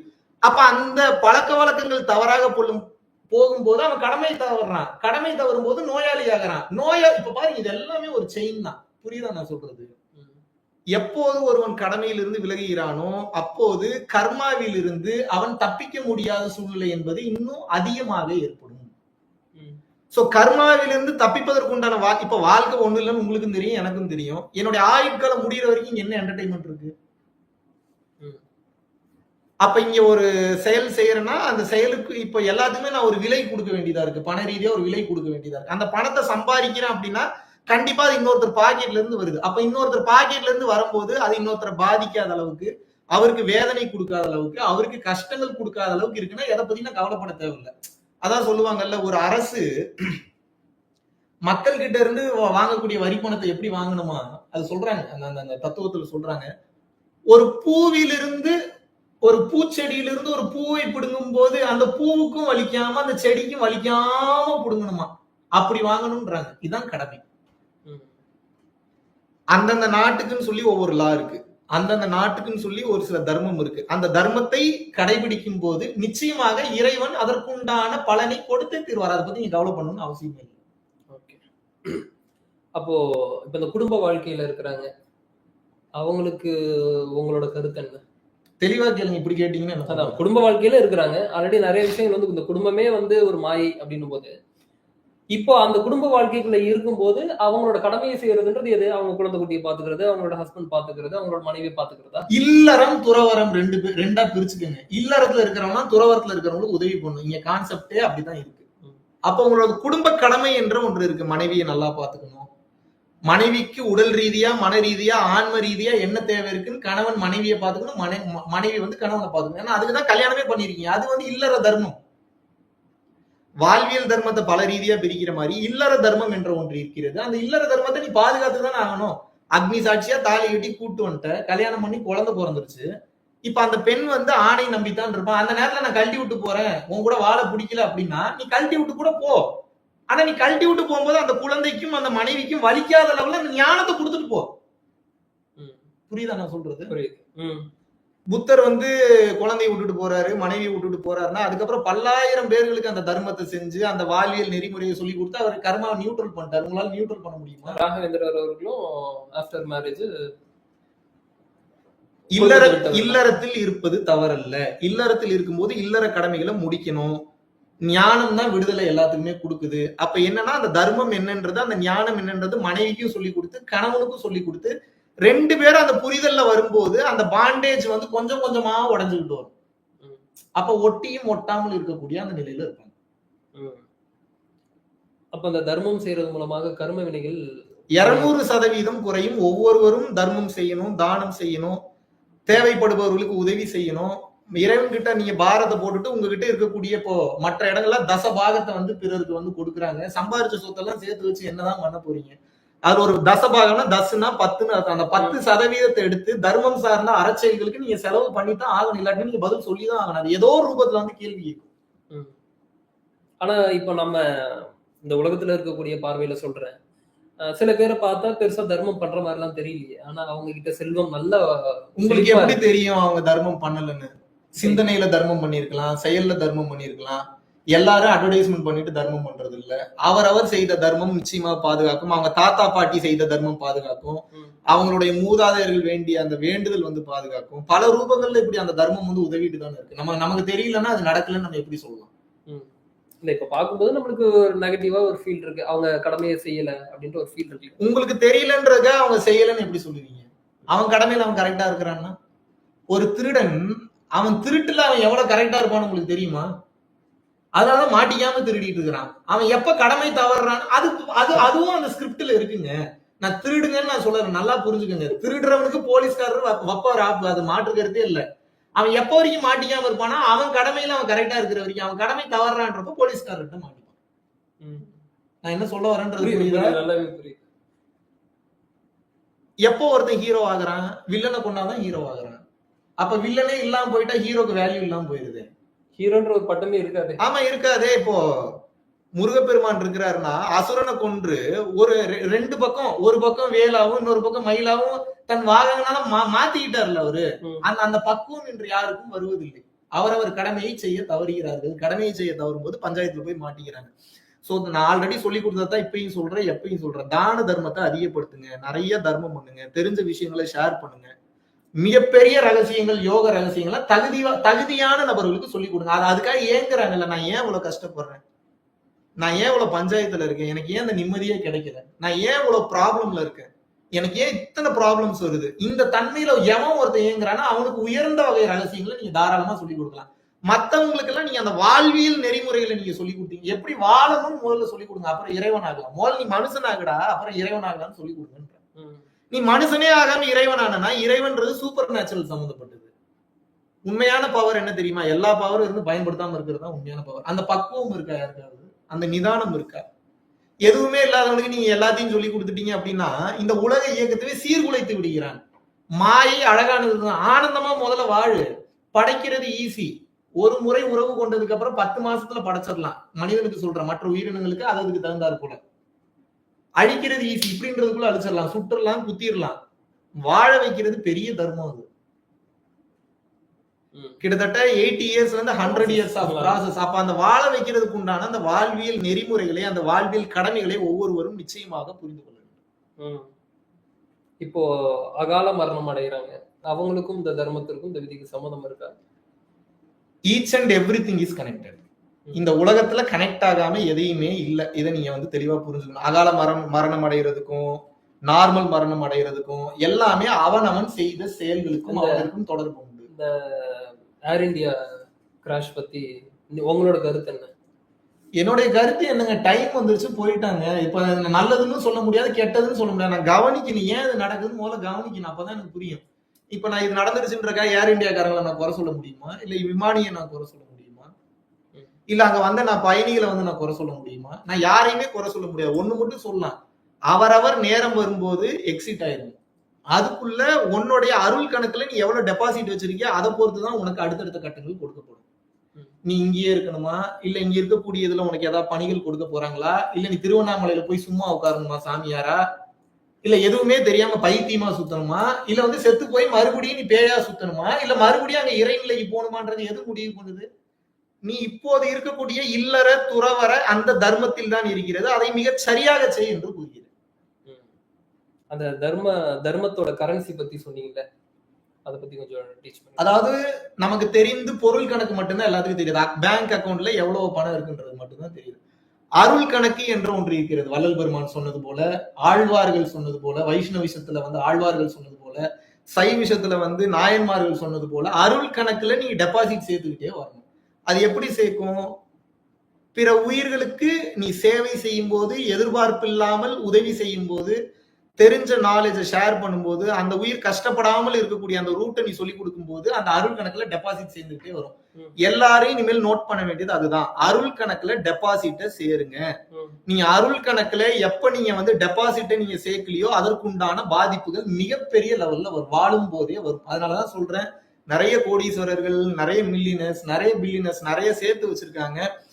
தர்மம் செய்ய ஆரம்பிக்கிறது ரொம்ப ரொம்ப நல்லது. சேர்த்து வச்சு எதையாவது கொண்டு போக முடியுமா? இப்ப ராஷ்மிகா மந்தனா சமீபத்தில் இந்த ஏர் இந்தியா விமான விபத்துக்கு அப்புறம் ஒரு ட்வீட் ஒன்று போட்டிருந்தாங்க. ட்வீட்டோ சம்திங் ஏதோ ஷேர் பண்ணியிருந்தாங்க, நியூஸ் பார்த்தேன் நானு. வாழ்க்கை எவ்வளவு கொடூரமானதுன்னு தெரியாது, யாருக்கு எப்ப டைம் வரும்ன்றது தெரியல. அதனால தயவு செய்து நாளை நிரந்தரம் இல்லாதது. நான் உணர்ந்துட்டேன். எல்லாரும் கருணையோடு இருங்கள்ன்ற அந்த வார்த்தையை யூஸ் பண்ணிருக்காங்க. என்ன வார்த்தையை யூஸ் பண்ணிருக்காங்க? கருணை. கருணை, அந்த கம்பேஷன், அந்த மெர்சி வந்து யூஸ் பண்ணிருக்காங்க. இதை ஒவ்வொருத்தரும் புரிஞ்சுக்கிட்டாங்கன்னா வாழ்க்கை சிறப்பா. கிட்டத்தட்ட இப்ப இன்ஸ்டாகிராம் ஓபன் பண்ணாலே வாழ்க்கை நிலையற்றதுன்னு எல்லாருமே பேசுற அளவுக்கு ஆயிடுச்சு. நீங்க அதாவது இது எல்லாருக்கும் போய் சேரக்கூடாது அப்படின்ற ஒரு இதை வந்து நீங்க அடிக்கடி நான் சொல்றது இப்ப நான் பாக்குறேன். எந்த தருணத்துல நீங்க அதை வந்து ஃபீல் பண்ணீங்க, இந்த மாதிரி ஒரு விஷயத்தை உங்ககிட்ட கொடுத்தது மிஸ்யூஸ் ஆயிடுச்சு அப்படின்ற மாதிரி ஏதாவது ஒரு விஷயத்த நீங்க? எனக்கே ஆப்படிக்கும் போது ஃபீல் பண்ண ஆரம்பிச்சிட்டேன். உயர்ந்த கட்ட ஞானத்தை சொல்லி கொடுக்குறேன். அந்த உயர்ந்த கட்ட ஞானத்தை சொல்ல பதில் எதிர்பார்க்கல. இல்ல, அதான் உண்மை. உயர்ந்த கட்ட ஞானத்தை எப்போ ஒருத்தன் வந்து அது வலிக்குது, பாண்டேஜ்ல மாட்டிக்கிறாங்க, அதை விட்டு என்னால வெளியே கொண்டு வர்றது ரொம்ப கஷ்டமா இருக்கு. அப்ப நான் முடிவு பண்ணிட்டு உங்களுக்கு போதும், என்னுடன் நெருக்கமாக பயணம் செய்த நபர்களே நமக்கு வந்து ஆப்படிக்கும் போது நம்ம வந்து புரிஞ்சுக்கலாம், ஓகே இவன் இன்னும் இன்று தயாராகவில்லை. அப்ப நான் என்ன புரிஞ்சுக்கிட்டேன்னா, இந்த மகான்கள்லாம் இந்த மனநிலைக்கு தான் வந்திருப்பாங்க போல. துஷ்டருக்கு எப்போ உபதேசம் செய்யறோமோ அது நமக்கே தான் ஆப்பா வந்து முடியுது. இப்ப நான் உயிரை விடுவதற்கோ சிறை செல்வதற்கோ எப்போது வேண்டுமானாலும் தயார் நிலையில் இருக்கிறேன். தகுதி இல்லாத நபர்களுக்காக நான் ஏங்க போகணும்? ஒரு தகுதி பெற்ற நபர்களுக்கு அப்பவே வர வேணாம். நாங்க ஆஸ்திரேலியால இருந்து வராதீங்க தம்பி, வராதீங்க, இந்த மக்கள்லாம் அவ்வளவு ஒர்த்து இல்லைன்னு நாங்க என் மக்களுக்காக நான் சிறை செல்கிறேன் வந்தேன். அது அப்படித்தான், இந்த டிசைன் அப்படித்தான் இருக்கு. பல பேரை நான் வந்து பார்த்துருக்கேன். கிட்டத்தட்ட பெரிய பெரிய பேச்சாளர்கள் எல்லாருமே ஒரு கட்டத்துக்கு மேல அவங்களோட பேச்சை வந்து நிறுத்திடுறாங்க. ஸோ அதோட லிஸ்ட்ல நீங்களும் இப்ப வந்திருக்கிறத இப்ப நான் பாக்குறேன். ஸோ என்ன ரீசன் அப்படின்னா, நீங்க ஒரு கட்டத்துக்கு மேலே எனக்கு இந்த மாதிரி நியூஸ் வரல, இதுக்கப்புறம் அதை ஸ்டாப் பண்ணிக்கோ அப்படின்னு சொல்லப்படுது. ஏன் இதுல அதிகமாக போகும்போது ஒரு கட்டத்துக்கு மேல பேச்சு ஸ்டாப் ஆயிடுமா? அதுக்கப்புறம் எதுவுமே பெருசா டீச் பண்ணக்கூடாதுன்னு ஒரு ஃபீல் வருது. அப்படிலாம் யாரும் உங்களுக்கு நாளையில நீ பேசக்கூடாது அப்படிலாம் சொல்ல மாட்டாங்க. உங்களுக்காக ஒரு புரிதல் வரும், யாருக்காக இவ்வளவு தூரம் நம்ம பண்றோமோ அதுவே அங்க பயன் இல்லைன்றப்ப அதுக்கப்புறம் நீங்க என்ன பண்ணுவீங்க? சரி ஸ்டாப் பண்ணிக்கலான்ற மைண்ட் செட்டுக்கு நீங்களே வந்துருவீங்க. பாப்போம், இந்த உலகத்தை நான் வாட்ச் பண்ணிட்டு தான் இருக்கேன். யார் யார் என்னென்ன பண்ணிட்டு இருக்கான்னு பார்த்துட்டு தான் இருக்கிறேன். இன்னும் கரண்ட் அப்டேட்ல தான் இருக்கேன். இந்த உலக மாற்றம் எதையா தர்மத்தை நோக்கி போகுது, உண்மையாவே மக்கள் கிட்ட வந்து அந்த தர்மம் இருக்கு அப்படின்னா பாப்போம் இறைவன் என்ன சொல்றாரு பாப்போம். ஓகே, உள்ள இருக்க ஏதாவது क्वेश्चंस படிப்போம். நீங்க இப்ப முருகர் மாநாடு எதுவும் போலியா? ஏங்க முருகர் எனக்குள்ள இருக்கிறாரு. முருகர் மாநாடு மிக சிறப்பா நடக்கும்னு சொல்லி பிரார்த்தனை பண்ணிக்கிறேன். எல்லாரும் முருகர் மாநாட்டுக்கு போங்க. அதெல்லாம் நான் தவறுன்னு சொல்லல. நான் எனக்குள்ள இருக்கக்கூடிய முருகரை கொஞ்சம் ஆழமா பார்த்துட்டு இருக்கேன். ஓகே. பரம்பொருள் யோகம் பத்தி கேக்குறாங்க. தொடர்ச்சியா பண்ணுங்க. வித்தவுட் தீட்சை தாராளமா பண்ணலாம். அந்த உபதேசத்தை ஆல்ரெடி சொல்லிட்டேன். பரம்பொருள் யோகம் தொடர்ச்சியாக பண்ணும்போது அது அடுத்தடுத்த கட்டம் தாராளமாக கொண்டு செல்லும். தகுதியான நபர்களுக்கு யாருக்கு சொல்லிக் கொடுக்கணும்னு நினைக்கிறோம் தாராளமா உபதேசம் பண்ணலாம். ஓகே. மகாரத்தை பத்தி கேக்குறாங்க. அகாரம் உகாரம் மகாரம். அகாரம் உகாரம் மகாரம். மகாரம் மௌனம். மகாரம் என்றால் மௌனம், உச்சகட்டம். அது புரியும். நீங்க மௌனமா இருக்கும்போது உள்ளுக்குள்ள இருக்கிறது பேச ஆரம்பிக்கும். தட்சிணாமூர்த்தி உபதேசம் மாதிரி இருக்கே. ரெண்டும் ஒண்ணுதான் சொல்றேன். சைலன்ஸ்ல இருந்தாலும் எல்லா விஷயமும் புரிஞ்சிடும். இருக்க முடியாது. இருக்கிறதுக்கு உண்டான சூழ்நிலைகளை கொஞ்சம் கொஞ்சமா ஏற்படுத்திக்கணும். இப்ப நான் மௌனமா இருக்கணும்னா லோன்காரர் கால் பண்ணுவாரு, சீட்டு கட்ட வேண்டியவர் கால் பண்ணுவாரு, கமிட்மெண்ட்ஸ்ல இருக்கிறவர் கால் பண்ணுவாரு. நான் உச்சகட்ட ஞான நிலையை அடைந்து விட்டேன், இன்னும் எனக்கு கூப்பிடாதீங்க, நான் எப்படி சொல்ல முடியும்? சொல்ல வேண்டியதான். அடுத்துல அவர் லீகல் நோட்டீஸ் கொடுப்பாரு. அதுக்கு பேசிதான் ஆகணும். டே குண்டலினி உனக்கு ஏறிடுச்சு, குண்டுமணி இத்தனை கடன் வாங்கி வச்சிருக்கே, பதில் சொல்றான்னு கேட்பாங்க. அப்ப அது பதில் சொல்லணும். அப்ப என்ன, லீகல் காம்ப்ளிகேஷனை முடிச்சுட்டு அதுக்கப்புறம் நீங்க அடுத்தடுத்த கட்டம் பயணம் பண்ணீங்கன்னா மிக மிக மிக மிக சிறப்பு. என்ன மாதிரியான தவறுகள் மக்கள் இப்படி எல்லாம் போய் லாக் ஆயிக்கிறாங்க அப்படின்ற மாதிரி நீங்க என்ன பாக்குறீங்க? ஸ்பிரிச்சுவல் கடமையை சரியா செய்யறது இல்ல. அந்த ஒரே ஒரு இதுதானே. இப்ப ஏன்னா டிராவல் பண்ணும்போது மெடிடேஷன் பண்றேன், எனக்கு அப்படி இருக்கு இப்படி இருக்குன்னு சொல்லி நிறைய விஷயங்கள்ல போய் அவங்க லாக் ஆயிக்கிறாங்க. அந்த மாதிரி கேட்கறேன். அதாவது ஆன்மீக அனுபவங்கள் பல லட்சம் வரும். இன்னைக்கு ஒரு சில காலகட்டத்துல எந்த ஆன்மீக அனுபவம் கூட வராம இருக்கும். அப்ப அந்த ஆன்மீக அனுபவங்களுக்காக ஏங்கி தவிக்க கூடாது. சோ எனக்கு இது வந்தது, இதுக்கப்புறம் எனக்கு இந்த ஆன்மீக அனுபவம் வராம இருக்கு, இதுக்கு நான் என்ன பண்றது, அந்த மாதிரிலாம் எதுவுமே யோசிக்க கூடாது. அது மட்டும் இல்லாம நம்ம இப்ப இந்த பயிற்சி நிலைகள் இருக்கும்போது ஒரு சில பயிற்சிகள்லாம் பண்ணும்போது அந்த சூப்பர் நேச்சுரல் எபிலிட்டிஸ்ன்றது வெளியே வந்துடும். அதை சுயநலத்துக்காக பயன்படுத்தக்கூடாது. பணம் சம்பாதிக்கிறதுக்காக மட்டுமே பயன்படுத்திடக்கூடாது. அப்படிங்க அதன் மூலியமா நீ பணம் சம்பாதிக்கிறனாலும் இறைவன் பார்த்துட்டு இருக்கிறாரு, நீ பதில் சொல்லித்தான் ஆகணும். பக்கத்திலேயே உட்காந்து நோட் பண்ணிட்டு இருக்காங்கன்ற, யார் எப்படி வருவாங்கன்றது தெரியாது. அதனால நீ உன் மனசாட்சிக்கு விரோதம் இல்லாமல் உன் மனசாட்சிக்கு உண்மையாக அந்த வேலையை நீ தொடர்ந்து செய்து கொண்டே வர வேண்டும். எனக்கு இப்ப நான் நீ எதுக்கு இதெல்லாம் பண்ற அப்படின்ற கேள்விக்கு உனக்கு முதல்ல பதில் இருக்கணும்ன்ற. இதெல்லாம் நான் பண்றேன், இதை நான் ஏன் பண்றேன், இதை நான் பண்றது மூலியமா எனக்கு என்ன கிடைக்க போகுது, இது மூலியமா ஒரு உயிர் நல்லா இருக்குமா இல்ல ஒரு உயிரை அழிக்கிறேன்னா, இதை நீ புரிஞ்சுக்கிட்டனா தாராளமாக அந்த பயணத்துல புரியல. எப்படி இத்தனை பயிற்சி நான் பண்ணி ஒரு பவர் வந்துருச்சுன்னா, இந்த பவர் மூலியமா நான் எதுக்காக இந்த பவரை நான் பெற்றேன், இன்டர்னலி எக்ஸ்டர்னலி. எனக்கு தான் மெடிடேஷன்ல உட்காரும் போது எனக்கு எந்த ஒரு தேவையுமே இல்லையே, ஜஸ்ட் நான் உட்கார்றேன் அப்படிதான் இருக்கும். திருமாறனுக்கு இல்ல, பாக்குற பல லட்சம் பேருக்கு இருக்குன்னு சொல்ல முடியுமா? எதிர்பார்ப்போட உட்காரலாம், எதிர்பார்ப்பை குறைக்கணும், சரணாகதி நிலையை அதிகப்படுத்தணும், கடமையை சரிவர செய்யணும், அவர் கொடுக்கப்பட்ட வேலையை செய்யணும். வாழ்க்கையில ஒரு இன்ட்ரெஸ்ட் இல்லாம போயிடுச்சு, முக்தியை நோக்கி போகணும்னா முதல்ல நீ ஆனந்தமா வாழணும். நீ உன்னையே ஏமாத்திட்டு வாழ்றனா முதல்ல உட்கார்ந்து ஒரு ரூம்குள்ள உட்கார்ந்து தனியா கேளுங்க, எனக்கு என்ன வேணும், எனக்கு என்ன தேவை இருக்கு, நான் உண்மையாவே எனக்கு தேவைன்றத நான் அடைஞ்சிட்டேனா இல்ல அடையாம வெளியில ஓடிட்டு ஏமாத்திட்டு இருக்கேன். சில நேரத்துல என் தேவை பேராசையா கூட இருக்கும். அப்ப அந்த பேராசையை கட் டவுன் பண்ணி கொஞ்சம் கொஞ்சமா ஆசைக்கு கொண்டு வாங்க. ஆசை தவறு இல்ல, பேராசை தான் தவறு. நீ பேராசைப்படலாம், எப்போ தகுதியை வளர்த்துக்கிட்டு பேராசைப்படலாம். நீ தகுதியை வளர்த்துக்காம பேராசைப்படுறனா எப்படி கிடைக்கும்? இப்ப திருமாறனோட சீட்ல ஏகப்பட்ட பேருக்கு உட்காரணும்னு ஆசை இருக்கு. திருமாறனோட சீட்ல உட்கார்ந்த உடனே திருமாறன் என்னெல்லாம் வேலை பார்த்துட்டு இருந்தாருன்றது திருமாறன் சொல்லி கொடுத்தா தானே தெரியும். இல்லைன்னா திருமாறன் செய்த நேர்த்தியில திருமாறனுடைய தெளிவு நிலையில ஒருத்தர் எப்படி வேலை பார்க்க முடியும் கேட்கிற, வேலை பார்க்க முடியுமா? முடியாது. அப்ப கத்துக்க, முதலில் பயிற்சி, அப்புறம் தொடர்ச்சியான முயற்சி, அப்புறம் வாழ்நாள் முழுவதும் மகிழ்ச்சி. முதல்ல பயிற்சி, அப்புறம் தொடர்ச்சியான முயற்சி, அப்புறம் வாழ்நாள் முழுவதும் மகிழ்ச்சி. ஆனா இப்ப எல்லாருக்கும் என்ன வேணும்? மகிழ்ச்சி மட்டும் வேணும், வேலையை செய்ய மாட்டான். எப்படி கிடைக்கும்னு கேட்க, ஒரு கடன் வாங்குற, ஒரு கோல்டு லோன் வச்சு ஒரு 1 லட்சம் ரூபாய் வாங்குற, அந்த கோல்டு லோன்ல 1 லட்சம் ரூபாய் நீ வாங்கினதை முதல்ல மாசம் மாசம் சிபில் ஸ்கோருக்கு கரெக்டா கட்டு. அப்புறம் உனக்கு 2 லட்சம் கொடுப்பான், 10 லட்சம் கொடுப்பான், 1 கோடி கொடுப்பான். நீ வாங்கின 1 லட்சத்தையே கரெக்டா கட்டாம எனக்கு நான் ஒரு 20 கோடி ரூபாய் பிசினஸ் பண்ணணும்னு ஆசைப்படுறேன், பேங்க்காரன் கடன் கொடுக்க மாட்டேன்னு எந்த விதத்துல நியாயம்? பேங்க் எதுக்கு இருக்கு? உனக்கு கடன் கொடுக்கறது எல்லாத்துலயுமே நல்லது இருக்கு, கெட்டது இருக்கு. முதல்ல அதை புரியுங்க. பேங்க்னால நல்லது இருக்கும், கெட்டது இருக்கும். எல்லாத்துலயுமே நல்லது கெட்டது இருக்கும். நீ கெட்டதை ஒதுக்கிட்டு அன்னப்பறவை மாதிரி நல்லது மட்டும் இருக்கக்கூடிய அந்த பக்குவத்தை வளர்த்துக்குங்கிற, நீ அதை விட்டுட்டு கண்டதெல்லாம் பண்ணிட்டு இருந்தா எந்த விதத்துல நியாயம்? பெரிய பொறுப்பு கொடுக்கறதுக்கு முன்னாடி நீங்க வாழக்கூடிய யோகியதைன்னு சொல்லுவாங்க. அதுக்கு பேர் என்ன? யோகியதை. தமிழ் வார்த்தையில சொன்னா யோகியதை. பெரிய பொறுப்பு கொடுக்கறதுக்கு முன்னாடி நீ என்ன யோகியதையில இந்த வாழ்க்கையை வாழ்ந்திருக்குன்னு சொல்லி பாக்குறாங்க. பார்க்கலன்னு மட்டும் நினைக்காதீங்க. பாக்குறாங்க, கூடவே இருந்து பார்த்துக்கிட்டு இருக்காங்க. அந்த யோகியதை வச்சு நீ பண்ண சத்தியத்தின்படி நீ என்ன வார்த்தை சொன்னியோ, நீ என்ன கன்ஃபஸ் பண்ணியோ, அதன்படி நீ இல்லை என்றால் தர்மம் உன்னை அடிக்கும். நிச்சயமாக அடிக்கும். எப்படி அடிக்கும்னா கேட்காங்க, அடிக்கும்.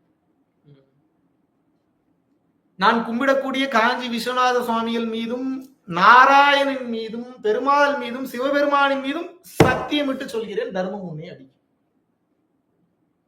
அதர்மத்துல இருக்கிறவங்க சீக்கிரம் தர்மத்துல மாறிட்டாங்கன்னா ரொம்ப ரொம்ப நல்லது.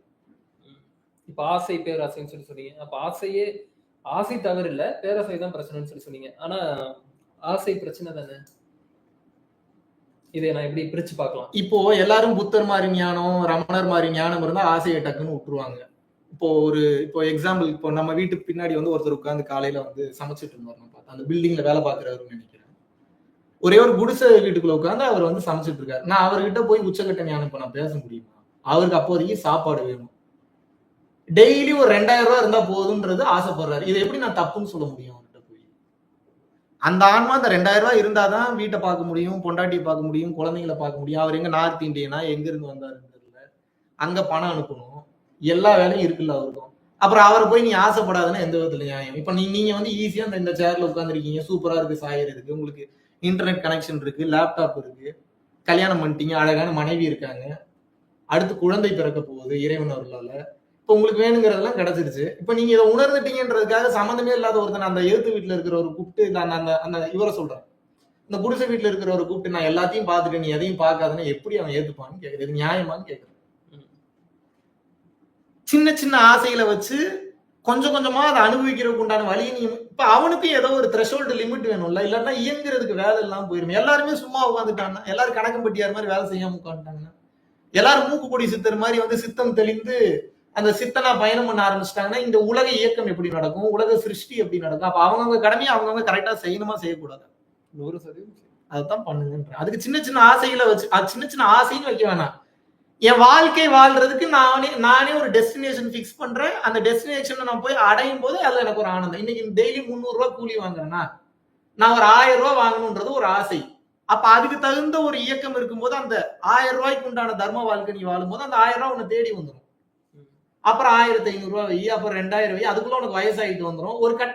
இப்ப இந்த வாழ்க்கை நீ வாழ்ந்துட்டு வரும்போதே இதெல்லாம் ஒண்ணு இல்லைன்ற தன்மைக்கு நீ வந்துருவ. நீ மட்டும் எல்லாத்தையும் அனுபவிச்சுட்டு எதையுமே அனுபவிக்காதுன்னு கடைசி வரைக்கும் நீ சும்மாவே உட்காரு. ஆசைப்படக்கூடாது தப்புன்னா எப்படி ஒருத்தன் ஆசைப்படாம வருவான்? கரெக்ட் தான். அப்போ ஏன்னா அதாவது ஆசையவே ரெண்டா பிரிச்சுக்கலாமா? எப்படின்னா இதனால அந்த நடுநிலையில இருக்கக்கூடிய ஒரு விஷயத்த வச்சு இதனால பேச முடியுமா? நடுநிலையில இருக்கக்கூடிய ஒரு விஷயம் இப்ப ஆசைப்படலாம், ஆனா அதனால வந்தாலும் பிரச்சனை இல்லை, வரலனாலும் பிரச்சனை இல்லை, அந்த மாதிரியான ஒரு ஆசையா இருக்கலாமா? அப்படி நம்ம சொல்லலாம். பட் அந்த ஆசை முடிகிற வரைக்கும் அந்த எதிர்பார்ப்பு வரும். அவன் எதிர்பார்க்கலனாதான் ஞானியா மாறிட்டானே, அவனுக்கு எதுக்கு ஆசை வரப்போகுது? அப்ப நம்ம இந்த உலகத்துக்கு தகுந்த மாதிரி கொஞ்சமா பேசணும் இல்லையா? ஆமா, அதாவது கொஞ்சம் எந்த அளவுக்கு நம்மளால அச்சீவ் பண்ண முடியுமோ அந்த அளவுக்கு வச்சுக்கலான்றீங்க. உன் கால சூழ்நிலையும், உனக்காக கொடுக்கப்பட்ட உடல் ஆரோக்கியத்தையும், உனக்காக கொடுக்கப்பட்ட ஆயுட்காலத்தையும் கண்டதுல வீண் பண்ணாத அளவுக்கு உன் ஆசையை வச்சுக்கின்ற. புரியுதா? நல்லா கிளியரா சொல்லுங்க. இப்போ நம்ம அவரே எடுத்துப்போம், ஒரு எக்ஸாம்பிளுக்கு எடுத்துப்போம். இப்ப அவர் எடுத்த உடனே ஒரு பரம்பொருள் ஃபவுண்டேஷன் மாதிரி ஒரு யூடியூப் சேனலோ, அழைக்கிறான் மாதிரி மாதவன் மாதிரி ஒரு யூடியூப் சேனலோ ஆரம்பிக்கணும்னு நினைக்கிறாருன்னா அது ஒரு ஆசைனே வச்சுமா, அது ரொம்ப ஈஸி. ஆரம்பிக்கலாம். ஆரம்பிக்கிறதோட ஆசை முடிஞ்சிருமா? அதை நடத்தணும். அடுத்த வேலைகள்ல நீ யோசிக்கணும். அப்ப என்னன்னா, உனக்கு என்ன வருமோ, உனக்கு என்ன கொடுக்கப்பட்டிருக்கோ அதை செய்யுங்கிற பிறவி குணம்னு ஒண்ணு இருக்கு. அது என்ன அடிச்சாலும் போகவே போகாது, எவ்வளவு மிதி மிதிச்சாலும் போகாது. அப்ப அந்த பிறவி குணம்ன்றது என்ன? நீ என்ன கொடுக்கப்பட்டிருக்கு, உனக்கு என்ன வேலை கொடுக்கப்பட்டிருக்கு, உனக்கு என்ன கடமை கொடுக்கப்பட்டிருக்கு, அதை முதல்ல நீ சரியா செய்ய. அதை வச்சுதான் உனக்கு மார்க்கே போடுறாங்க. இப்ப எங்க அம்மா இருக்காங்க, எங்க அம்மா டெய்லி நீ மெடிடேஷன் பண்ணுமா, பரம்பொருள் யோகம் பண்ணுமான்னு எங்க அம்மா கேட்பாங்களா? பண்றாங்களே, டெய்லி எங்க பண்றாங்க? நீ அப்ப கூட்டு விட்டு தான் பண்றாங்க, அது எனக்காக பண்றாங்க, நடிக்கிறாங்க. நல்லவங்க அவங்க, நான் கெட்டவங்கன்னு சொல்ல வரல, பண்ண முடியாதுன்னு சொல்ல வர. நீ என்னதான் எல்லாருக்கும் எல்லாத்தையும் உபதேசம் பண்ணாலும் யாருனால எவ்வளவு செய்ய முடியுமோ, என்ன செய்ய முடியுமோ அதைத்தான் செய்ய முடியும். இப்ப என் தம்பி இருக்கிறாரு, டெக்ஸ்டைல் பிசினஸ்ல இருந்தாரு. இப்ப வந்து இன்டர்நெட் சம்பந்தமா ஏதோ ஒன்னு பாட்காஸ்ட் சம்திங் இன்ஸ்டாகிராம்ல அது பண்ணிட்டு இருக்காரு. டிஜிட்டல் மார்க்கெட்டிங் சொல்லி கொடுக்குறாரு, அதை பண்றாரு. அதை நான் சொல்லல, அது அவருக்கா தோன்றது, அவரோட ஆசையை அப்படி வச்சுட்டு போறாரு. இப்ப அவரை புடிச்சு கொண்டு வந்து பெரிய பொறுப்பு கொடுத்தாலும் அதுக்குண்டான விலை நீங்கள் பெரிதாக கொடுக்க வேண்டியது இருக்கும். ஏன்னா அதுக்காக ஏகப்பட்ட பேர் ஆல்ரெடி காம்படிஷன்ல இருக்காங்க. அப்ப இறைவன் வந்து ஆல்ரெடி காம்படிஷன்ல உயர்ந்த நிலையில தகுதியா இருக்கிறவங்களுக்கு அந்த பொறுப்பை கொடுப்பாரா, இல்ல ஆசைப்பட்டவனுக்கு எல்லாம் தூக்கி அந்த பொறுப்பை கொடுப்பாரா? அது நியாயமான்னு கேக்குறேன். அந்த பக்குவம் வரங்க. நீங்க ஐஏஎஸ் படிக்கிறீங்க, உயிரை கொடுத்து போராடி கஷ்டப்பட்டு படிச்சு எல்லா தகுதியும் வளர்த்துக்கிட்டு ஐஏஎஸ் ஆகுறதுக்கும் ஐஏஎஸ் படிக்காதவங்க தூக்கி ஐஏஎஸ் போடுறதுக்கும் உங்களுக்கு கடுப்பாவாங்க. இந்தியால அந்த அளவுக்கு நடக்கிறது இல்ல, அதை பண்ணக்கூடாதுன்னு சொல்றேன். அப்ப அந்த தகுதின்றது என்னங்க? அந்த அவனுடைய மூச்சு மனம் பிராணன் வாக்கு, மூச்சு மனம் பிராணன் வாக்கு, இது அத்தனையும் இந்த உலகத்துல செயல்படுத்துறான்ல. இப்ப நான் பேசுறேன்னா என் எனர்ஜியை கொடுக்குறேன், உயிர் சக்தியை கொடுத்து பேசிட்டு இருக்கேன். அப்ப இதுக்கு ஒரு உழைப்பு இருக்குல்ல. இது எப்படி வருது? நான் சாப்பிட்ட சாப்பாட்டுல இருந்து தானே வருது. அப்ப அந்த சாப்பாடு எனக்கு எங்க இருந்து வந்து? இன்னைக்கு காலையில சாப்பாடு நீங்க போட்டீங்க இந்த யோகிக்கு, நேத்து நைட்டு சாப்பாடு வேற ஒருத்தவங்க போட்டாங்க, நேத்து மத்தியான சாப்பாடு வேற ஒருத்தவங்க போட்டாங்க, நேத்து காலையில சாப்பாடு வேற ஒருத்தவங்க போட்டாங்க. நீ பிச்சைக்காரனான்னு கேட்காத, நான் உணர்ந்துட்டேன், பெரிய பிச்சைக்காரன். அப்ப இத்தனை உணவையும் நான் சாப்பிட்டு தானே இந்த எனர்ஜி நான் கொடுக்குறேன் உங்களுக்கு. அதுக்கு நான் அப்ப உண்மையா இருக்கணும்னு நினைக்கிறேன்ல, அதை நான் அப்ப வேஸ்ட் பண்ணக்கூடாதுன்னு நினைக்கிறேன்ல. அப்படி ஒவ்வொருத்தரும் அதை வேஸ்ட் பண்ணாம தர்மத்துக்கு பயன்படுத்தணும்னு சொல்றேன். இதுக்கு நீங்க கண் கலங்கணும்னு அவசியமே இல்லை. தர்மத்தை பத்தி பேசினாலே, நீங்க தர்மத்தை பத்தி பேசினால கண் கலங்கல, நான் பிச்சை எடுக்கிறேன்னு சொன்னோடனே கண் கலங்க ஆரம்பிச்சிட்டீங்க. ஏமாத்தாதீங்க. ஓகே, ரொம்ப முக்கியமான ஒரு கேள்வி ஒண்ணு கேட்டிருக்காங்க, சாப்பிட்டீங்களான்னு. இதுக்கு நம்மளோட பதில் என்ன சொல்றோம்? காலை சாப்பாடு சாப்பிட்டுட்டேன், மத்தியான சாப்பாடு இறைவன் எங்க எழுதி இருக்கிறாருன்னு தெரியல. இங்கதான் எழுதியிருக்கிறாரா? கன்ஃபார்மா? ஆமா, ரெடி ஆயிடுச்சு, சாப்பிட்டுக்கலாம். ஓகே, யூடியூப் சேனல் டெலிட் ஆயிடுச்சு, 2000 வீடியோஸ் எங்க பாக்குறது? பார்த்த வரைக்கும் போதும். இறைவன் மறுபடியும் அனுமதி கொடுத்தால் இந்த தர்மத்திற்கு உங்களுக்கு உண்மையாவே அந்த சேனல் அவசியம் இருந்தா மறுபடியும் இறைவனே ரெக்கவர் பண்ணுவார். அது நம்ம கையில எல்லாம் இல்ல. நான் பாட்டுக்கு டெலீட் பண்ணிட்டு ஜாலியா இருந்துட்டேன். உண்மையாவே இறைவன் இருக்காரு, இந்த உலகத்துக்கு அது அவசியம்னா மறுபடியும் கொண்டு வருவார். எப்படி கொண்டு வருவார்லாம் கேட்க, அவசியம்னா கொண்டு வருவார், இல்லைன்னா கொண்டு வர மாட்டார். ஏன்னா ஒரு குறிப்பிட்ட காலகட்டத்துக்கு அப்புறம் குண்டக்க மண்டக்க கண்ட சீக்கிரட் எல்லா சீக்கிரட்டையும் சொல்லி வச்சுக்கணும்னு தோணும். மேபி இதுக்கப்புறம் கொஞ்ச நாளைக்கு ஒருவேளை சேனல் வரலன்னா பரம்பொருள் foundation.in அப்படின்ற வெப்சைட்ல என்னோட ஸ்பெஷலைஸ்டான கோர்சஸ் வந்து ஹோஸ்ட் பண்ணலான்னு இருக்கேன். அது எல்லாத்துக்கெல்லாம் கிடையாது, தகுதி பெற்ற நபர்கள் பணம் கட்டி பாத்துக்கிற மாதிரி கொண்டு வரலான்னு இருக்கேன். இன்னும் இறைவன் கிட்ட தான் அதுக்கு சரியான உத்தரவு வரல, வந்துருச்சுன்னா அதுல ஹோஸ்ட் பண்ணிடுறேன். எல்லாமே சிந்தனை தான், நான் எதுவுமே மேல இருந்து அப்ரூவல் வராம நான் பண்றது இல்லை. என்ன பண்றாருன்னு பார்ப்போம். ஒருவேளை இறைவன் அப்ரூவல் கொடுத்துட்டாரு அப்படின்னா அதை அடுத்த கட்டம் கொண்டு வரதுக்கு உண்டான எக்ஸிகியூஷன்.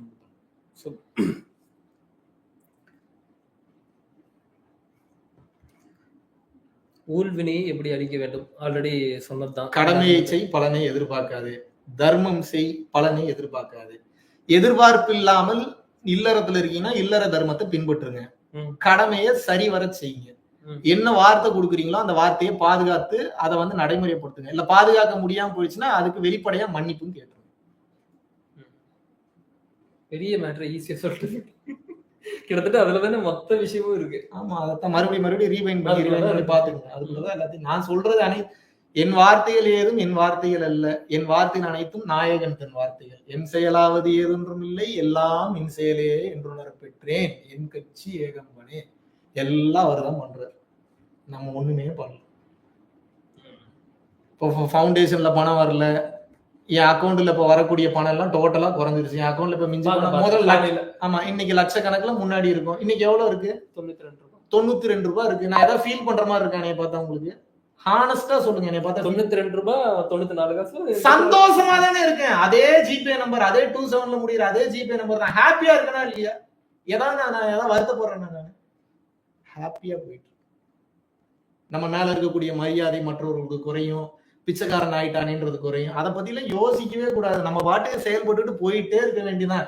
மறுபடியும் அந்த போர்வையை கொடுக்குறாங்கன்னா எடுத்து மாத்திக்க வேண்டியதான். இல்லாட்டினா அந்த போர்வையை கழட்டி போட்டு ஜாலியா சுத்த வேண்டியதான். என்ன பிரச்சனை? காலைல ஃபார்ம் ஃபில் பண்ணும்போது பார்த்தேன், நீங்க அக்கௌண்ட் நம்பர் மொபைல்ல ஓபன் பண்ணி ஆப்ல ஓபன் பண்ணி எழுதிட்டு இருக்கீங்க. அப்பதான் பார்த்தேன். அது ஆனந்தமா இருக்குன்றேன். 92 ரூபாய். உண்மையாகவே பல மனிதர், இப்போ நான் வெளிப்படையாவே சொல்றேனே, இந்த நேரத்துலதான் உண்மையான மனிதர்கள் யாருன்றதை இறைவன் எனக்கு அடையாளம் காமிச்சிருக்கிறார்.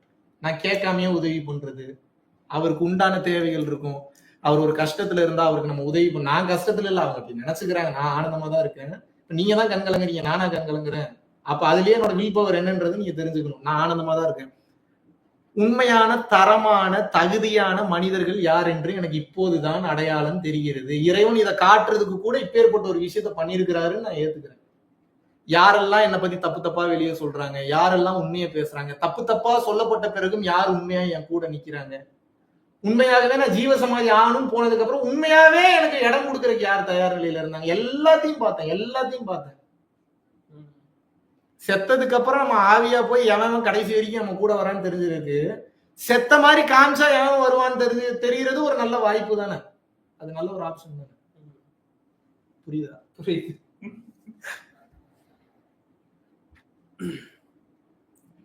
இந்த நொடி பொழுது வாழ்வது எப்படி கான்சியஸா இருக்கிறது? செய்யற வேலையில கவனமா செய்யுங்க, அவ்வளவு சிம்பிள். இப்ப நான் இங்க பேசுறேன்னா என் கவனம் இங்கதான் இருக்கணும், மத்தியான சாப்பாட்டுக்கு போக கூடாது. இப்ப நான் பேசுறேன்னா உங்க கேள்வியில அந்த கவனம் இருக்கணும். என்னோட கான்சியஸ்னஸ் எப்போ நான் செய்யக்கூடிய வேலையில 100% இருக்கோ அது சிறப்பா வேலை செய்ய ஆரம்பிச்சோம். பிடிச்சு செய்யுங்க. அதனாலதான் உங்களுக்கு பிடிச்ச வேலையை செய்யுங்கன்ற. இல்லைன்னா இன்ட்ரெஸ்ட் போயிடும். பிடிக்காத வேலை இருந்தா இன்ட்ரெஸ்ட் போயிடும். பிடிச்ச வேலையை செய்யுங்க, அதுலயே வருமானம் ஏற்படுத்திக்கங்க. எனர்ஜி குறையாது. ஏதாவது ஒரு ரூபத்துல உங்களுக்கு உதவி செய்யறதுக்கு வந்து இந்த நேரத்தில் நான் எப்படி மிகச் சரியான நபர்களை எனக்கு இறைவன் அடையாளம் காட்டுறாரோ, தர்மத்துல இருக்கிறவங்க மட்டும்தான் இப்ப என் கூட சேர்றாங்க. பேராசையில இருந்தவன், என்னை தப்பு தப்பான்னு நினைச்சவன், தப்பான மீடியா நியூஸ் வந்தோடனே ஒரு மேல இவன் தப்பான ஆள் தானு நினைச்சவன் இப்ப யாருமே என் கூட இல்ல. அப்ப எனக்கு தெரியும்ல நான் வாழ்ந்த தர்ம வாழ்க்கை எனக்கு எப்படின்றது தெரியும்ல. இப்ப அந்த தன்மையில என் கூட க்ளோஸா யார் இருக்காங்களோ அவர்களுக்கு மட்டும் அருள் பாலிக்கிறேன் இறைவன் அருளால். ஏன்னா அது என்ன பாதுகாத்துக்கிட்டதுனால கிடையாது, எனக்கு உதவி பண்றான்றதுனால கிடையாது. நான் வாழ்ந்த தர்மத்தை அவன் புரிந்து கொண்டான். அதற்குண்டான வலிமையா அதற்குண்டான அருளை நான் செஞ்சுதானே ஆகணும். ஏகப்பட்ட நாடுகள்ல இருந்து கூப்பிடுறாங்க, ஏகப்பட்ட Australia side, Malaysia side, Singapore side வந்துருங்க, இங்க வந்துருங்க, எங்க நாடு வந்துருங்கன்னு சொல்றேன். இன்னைக்கு சொல்றேன், இது சத்தியமான வார்த்தை. எனக்கு சாப்பாடு போட்டு என்னை வளர்த்தெடுத்து எனக்கு உணவு கொடுத்து எனக்கு தண்ணீர் கொடுத்த என் தமிழ் மண்ணை விட்டு ஒருபோதும் நான் விலக மாட்டேன். இந்த தமிழ்நாடு இருக்கக்கூடிய இந்த இந்தியாவை விட்டு ஒருபோதும் விலக மாட்டேன். ஏன்னா என் தமிழ் மக்களுக்கு தான் இப்ப என்னுடைய சேவை அதிகமாக தேவைப்படுகிறது. பின்னாடி இருந்து செய்யக்கூடிய சேவைகளை நான் செஞ்சுக்கிட்டே வரேன். நிறைய ஜீயர்கள் இருக்காங்க, அவர்கள்லாம் என்ன செஞ்சுட்டு இருந்தாங்க? நிறைய ஆழ்வார்களை பின்பற்றுவர்கள், நிறைய இந்த வைஷ்ணவ விஷயத்தை பின்பற்றுறவங்க, நிறைய சைவ விஷயத்தை பின்பற்றுறவங்க என்ன செஞ்சுட்டு இருக்காங்க? பல்லாயிரம் கோடி சொத்து மதிப்புள்ள கோவில்களோ, பல்லாயிரம் கோடி சொத்து மதிப்புள்ள மனிதர்கள் எது அவங்களுக்கு பின்னாடி இருந்தாலும் எதையுமே அவங்க பயன்படுத்தவே இல்லையே. ஒரு மிகச்சிறந்த நிர்வாகியா தானே இருக்காங்க. அப்ப அவங்க கடமையை அவங்க எவ்வளவு சரியாக ஆதீனங்களும் சரி ஜீயர்களும் சரி ஒவ்வொருவரும் அவங்க கடமையை இடைவிடாமல் வழி தவறாமல் செஞ்சுக்கிட்டு தானே வராங்க. அப்ப நம்ம அதுக்கு ஒரு ஆதீனமாகவோ ஒரு ஜீயராகவோ இருக்க வேண்டும் என்ற அவசியம் கிடையாது. அவர்களின் வழி நாம் செல்ல வேண்டும். இந்த சென்ஸ் என்னன்னா, அவங்க எதை பின்பற்றுறாங்க? அவங்களுக்கு கொடுக்கப்பட்ட கடமையை எதிர்பார்ப்பு இல்லாம செஞ்சுட்டு வராங்க. புரியுதா உங்களுக்கு? இப்ப கவர்மெண்ட் கீழே பல்லாயிரம் கோடி சொத்து இருக்கு. கவர்மெண்ட் அந்த சொத்தை திருடுதா? கிடையவே கிடையாது. அந்த சொத்தை நிர்வகிக்கிறது, அந்த வேலையை ஒரு கண்ணுக்கு தெரியாத ஒரு இன்ஸ்டிடியூஷன் மெயின்டைன் பண்ற மாதிரி ஒவ்வொரு தனித்தனி மனிதர்களும் அதை தெரிந்து கொள்ள வேண்டும் என்று சொல்கிறேன், அதை புரிந்து கொள்ள வேண்டும் என்று சொல்கிறேன். கர்மயோகியாக இருந்து செயல்படுறதா? கர்மயோகியாக இருந்தால்தான் உங்களால நீங்க செயல்பட முடியும். உண்மையை உணர்ந்துட்டீங்கன்னா வேலை இல்லாம போயிடும். அப்ப வேலை இல்லாம போச்சுன்னா முதல்ல ஆசைக்கு ஓடிட்டு இருந்திருப்பீங்க, பேராசைக்கு ஓடிட்டு இருந்திருப்பீங்க, வழி தெரியாம எங்கேயாவது போய் மாட்டிக்கிறதுக்கு ஓடிட்டு இருந்திருப்பீங்க. இப்ப தெரிஞ்சதுக்கு அப்புறம் வேலை கம்மியாயிரும். அந்த வேலையை நோக்கி பயணம் பண்ணாரு. உனக்கு என்ன வேலை கொடுக்கப்பட்டிருக்கோ அதை செய்யுங்க. கடைசி வரைக்கும் நீ பணம் சம்பாதிப்பது இப்போ ஒன்றும் தப்பே கிடையாது. இப்ப பாருங்க, இப்ப நான் கார்ல வந்திருக்கேன், அந்த காருக்கு நான் டீசல் போடணும், பெட்ரோல் போடணும். என் தேவைகளுக்கு தகுந்தாற் போல நான் வருமானம் சேர்த்துக் கொள்வதில் ஒருபோதும் தவறில்லை. தேவைகளை நான் கடந்து நான் யோசிக்கும் போது அதுக்கு மிக சரியான காரணம் இருக்கணும். காரணம் இல்லைன்னா you have to answer for that. கேள்வி கேட்கப்படும். அப்போ மனிதர்கள் மூலியமாக கேட்கப்படலாம், இறைவன் மூலியமாக கேட்கப்படலாம், உனக்கு வரக்கூடிய கஷ்டங்கள் ரீதியாக கேட்கப்படலாம். ஒரு மனிதன் முதல்ல உன் முன்னாடி வரானா அவன் காரணம் இல்லாம வரல. இதை மட்டும் தயவு செஞ்சு புரிஞ்சுக்கணும். எப்படி, எந்த வகையில சொல்றீங்க? ஒரு மனிதன் உன் முன்னாடி வரானாவே அவனோட கர்மாவோட லிங்க் ஆயிருக்கான், அதனாலதான் வர்றான். இல்லாட்டினா இந்த உலகத்துல கோ இன்சிடென்ட்ஸ் ஒண்ணு கிடையாது. அது சரியா நான் அசைந்தால் அசையும் அகிலம் எல்லாமே, இந்த வார்த்தை கவனிங்க. நான் அசைந்தால் அசையும் அகிலம் எல்லாமே அப்படின்னா என்னன்னா, இந்த உண்மையை ஒருத்தன் உணர்ந்து பயணம் பண்ணும்போது அவன் அசைஞ்சா இந்த மொத்த பிரபஞ்சமும் அசையும். அது மாற்று கருத்தே கிடையாது. ஆனா அந்த அகங்காரம் ஒருவனுக்கு ஒருபோதும் துளிர்விடக் கூடாது. அப்ப என்ன, நான் அசைந்தால் அசையும் அகிலம் எல்லாமேனா, இப்ப நான் இதை உணர்ந்துட்டேன். இந்த உணர்தல்ல இப்ப நான் இந்த வீட்டை விட்டு வெளியே போறேன் அப்படின்னா, நான் வீட்டை விட்டு வெளியே போகும்போது இந்த கர்மாவிற்கு தகுந்தாற் போல ஆட்களை கொண்டு வந்து என் கண்ணு முன்னாடி விடும். இந்த டைம் லைன் அப்படிதான் செயல்படுதுன்ற அந்த பிரபஞ்சம். அது வந்து கேள்வி கேட்கும், என்னன்னு சண்டைக்கு வரும், அன்புல செய்யும், சாப்பாடு வாங்கி கொடுக்கும், பிச்சை போடும், இல்ல பிச்சை வாங்கும், திட்டும், அசிங்கப்படுத்தும், சிரிச்சுட்டு அடுத்த கட்டம் மூவ் பண்ணிட்டு போயிட்டே இருக்கணும். நீங்க இல்ல கரெக்டா ரெஸ்பாண்ட் பண்ணணும். எங்கேயாவது அகங்காரத்துல நீங்க ரெஸ்பாண்ட் சரியா பண்ணல அப்படின்னா, you have to answer for that, you have to pay for that. Okay. So இது வரைக்கும் என்னோட வாழ்க்கை இப்படி வாழ்ந்துட்டேன். எந்த மாதிரி விஷயங்கள், அதாவது கடமையை செய்யுங்க, பட் வேற ஏதாவது சில விஷயங்களை நான் இங்க கடைபிடிக்கணுமா? கடமையை ஒருத்தர் சரியா செஞ்சுட்டானே வந்த வேலை முடிஞ்சு. இல்ல நீ அதுக்கு அடுத்த கட்ட ஆசைப்படுறேன்னா தகுதியை வளர்த்துக்கிட்டு ஆசைப்படும். இதுலயே தேவையில்லாத டைம் ஒண்ணும் இல்ல. இப்ப நான் வந்து ஒரு படத்துக்கு வந்து ஒரு 50 சீன் எழுதுறேன்னு வச்சுக்கோங்க. 25 சீன்லயே படம் முடிச்சிடலாம். மறுபடியும் 25 சீனுக்கு ஒரு நாளைக்கு 2.5 லட்சம் ரூபாய் செலவாகுது. 25 நாளைக்கு என்னாச்சு? அதை எடுத்து அத்தனை பேருக்கு நான் வேலை கொடுத்து அந்த படத்துல நான் வந்து எடிட்டிங் டேபிள்ல போய் 25 சீன்லயே படம் முடிஞ்சிருச்சு, அடுத்த 25 சீன் தேவையில்லைன்னு சொல்லி நான் எடிட் பண்ணி குப்பையில தூக்கி போறதுக்கு கொஞ்சம் புத்திசாலித்தனத்தோட படம் எடுக்கும் போதே யோசிச்சிரு, எந்த சீன் தேவை எந்த சீன் தேவையில்லைன்னு. பொருட்செலவு மிச்சம், காலம் மிச்சம். நீ அந்த சீன்ல யாரையாவது நடிக்க வச்சிருப்ப, அவன் வேற உனக்கு திட்டுவான், அந்த கர்மா வேற நீ வாங்கணும், தேவையாது. அது போல உனக்கு என்ன வேணும் என்ன வேணான்றத முதல்ல இந்த மைண்ட் செட்ல முதல்ல ஒரு டயக்ராம் போட்டு அதை வந்து ஒரு ப்ளூ பிரிண்ட்ல கொண்டு வந்துருங்க. அந்த ப்ளூ பிரிண்ட்ல எது வேணும் எது வேணான்றது தகுந்தாற்போல அதை நோக்கி மட்டும் போங்க. டைம் இந்த உலகத்துல ரொம்ப கிடைக்காத ஒரு விஷயம் நேரம் தான். உடலே கிடைக்காதுங்கிற அப்புறம் இந்த உடல்ல இந்த புரிதல் எல்லாம் பயணம் பண்ண எந்த விதத்துல நியாயம்? அப்ப அதை சரியா பயன்படுத்திக்கிங்கன்னு சொல்றேன். சூப்பர், மகிழ்ச்சி. கிட்டத்தட்ட 1 மணி நேரம் ஆக போகுது. அப்படியா? நான் கவனிக்கல நேரத்தை. அவங்களோட ஆசைகள் 1-2 கேள்வி இருந்தா கேட்டுருங்க பாவம். இதுக்கு அப்ப கொஞ்ச நேரம் நான் சொல்ற how to reprogram good thoughts, உணர்வுகள், ஆசைகள். தர்மம் செய்யுங்க,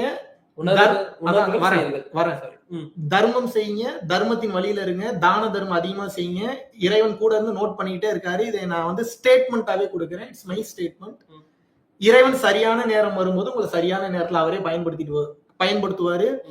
இன்னொன்னு சொல்றேன், இதனால் வரைக்கும் பரம்பொருள் யோகிகள், பரம்பொருள் யோகத்தை பின்பற்றுறவங்களுக்கு இது ஒரு செரிஷிங் மூமெண்ட், ஒரு அனௌன்ஸ்மெண்ட்டையும் கொடுக்குறேன். உங்களோட உழைப்பு எதுவுமே வீணா போகல, உங்களுடைய மூச்சு எதுவும் வீணா போகல, உங்களோட பயிற்சி நிலை எதுவும் வீணா போகல, உங்க கர்மம் எதுவும் வீணா போகல, உங்க தர்மம் எதுவும் வீணா போகல. எல்லாத்தையும் இறைவன் நோட் பண்ற அளவுக்கு எனக்கு ஒரு ஆப்ஷனை இறைவன் இப்போ கொடுத்திருக்கிறாரு.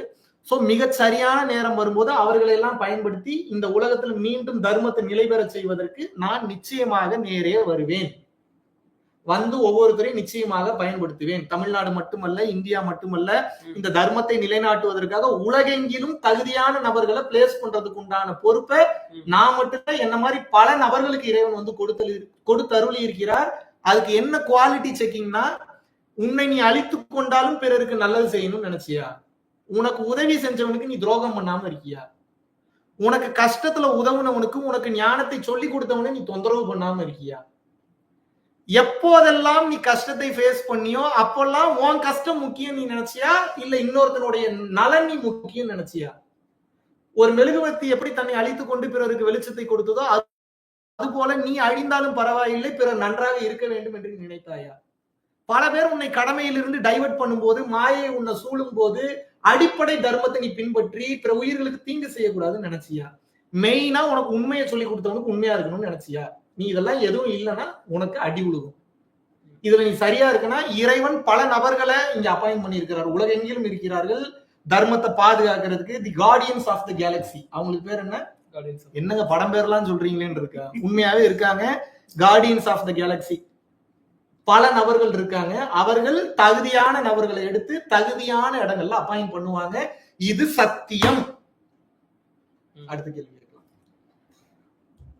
ஓகே குருஜி, பரம்பொருள் கிளாஸஸ் அப்டேட்ஸ் இன்சைட் தமிழ்நாடு. கூடிய விரைவில் ஆன்லைன் கிளாஸ் தான், இப்போதைக்கு ஜூம் கிளாஸஸ் தான் எடுப்பேன்னு சொல்லியிருக்கேன். கொஞ்சம் எனக்கு ரெஸ்ட் கொடுங்க, நிறைய பேசிட்டேன். கொஞ்ச நாள் கழிச்சு வரேன், நானே வரேன். ஏன்னா இப்போ பரம்பொருள் மாஸ்டர்ஸ்னு ஒரு கிளாஸ் எடுத்துட்டு இருந்தேன். அதுல இன்னும் பெண்டிங் கிளாஸஸ் எல்லாம் கொஞ்சம் இருக்கு. அதுல நியூவா வந்து பேமெண்ட் பண்ணியிருக்காங்க. ஸோ அந்த கிளாஸஸ் எல்லாம் 3 months கிளாஸ் எல்லாம் கொஞ்சம் எடுக்க வேண்டியது இருக்கு. கொஞ்சம் எனக்கு டைம் கொடுங்க. இப்பதான் வந்து வெளியில போய் ஒரு சில விஷயங்கள் எல்லாம் நான் வந்து திரட்டிக்கிட்டு இருக்கேன். அடுத்தடுத்து தர்மத்தின் வழியில இந்த மக்களை எப்படி கொண்டு போறது, தர்மத்தின் வழியில இந்த உலகத்தை வந்து எப்படி நம்ம அடுத்த கட்டம் நேரடியாகவோ மறைமுகமோ எப்படி பண்றதுன்ற அந்த தகவல்களை சேகரிக்கிறதுக்கு அப்படியே சுத்திட்டு இருக்க சித்தன் போக்கு சிவன் போக்குன்னு உங்க நன்மைக்கு தான் இப்பயும் ஓடிட்டு இருக்கேன். அது அந்த நேரம் வரும்போது மிகச்சரியாக நிச்சயமாக பார்க்க முடியுது உங்களோட இன்ஸ்டாகிராம்லயும் பிளஸ் வாட்ஸ்அப். என்ன தெரிஞ்சது நீங்க பார்த்த வரைக்கும் என்ன தெரிஞ்சுக்கிட்டீங்க சொல்லுங்க. இப்ப நான் கேள்வி கேட்கிறேன், நீங்க பதில் சொல்லுங்க. என்ன புரிஞ்சுக்கிட்டீங்க சொல்லுங்க. டோட்டலா இதுல இருந்து வெளியே வந்துன்னா இந்த சேனல் ரீதியா பேசாம உங்களோட ஒரு வளர்ச்சிக்காக பயணம் பண்ற மாதிரி நான் பாக்குறேன். எப்படி டோட்டலா பேசுறதுல இருந்து வெளியே வந்துட்டு முழுக்க முழு நேரமாக உங்களோட வளர்ச்சிக்காக அங்க அவங்க ஆன்மீக வளர்ச்சி, அதான் சொல்றேன், ஆன்மீக வளர்ச்சிக்காக. ஆமா, அதை சொல்லுங்க. ஜீவ சமாதிக்கு போறீங்களா, பின்ன இந்த பொருளாதாரத்துக்கு போக போறீங்க?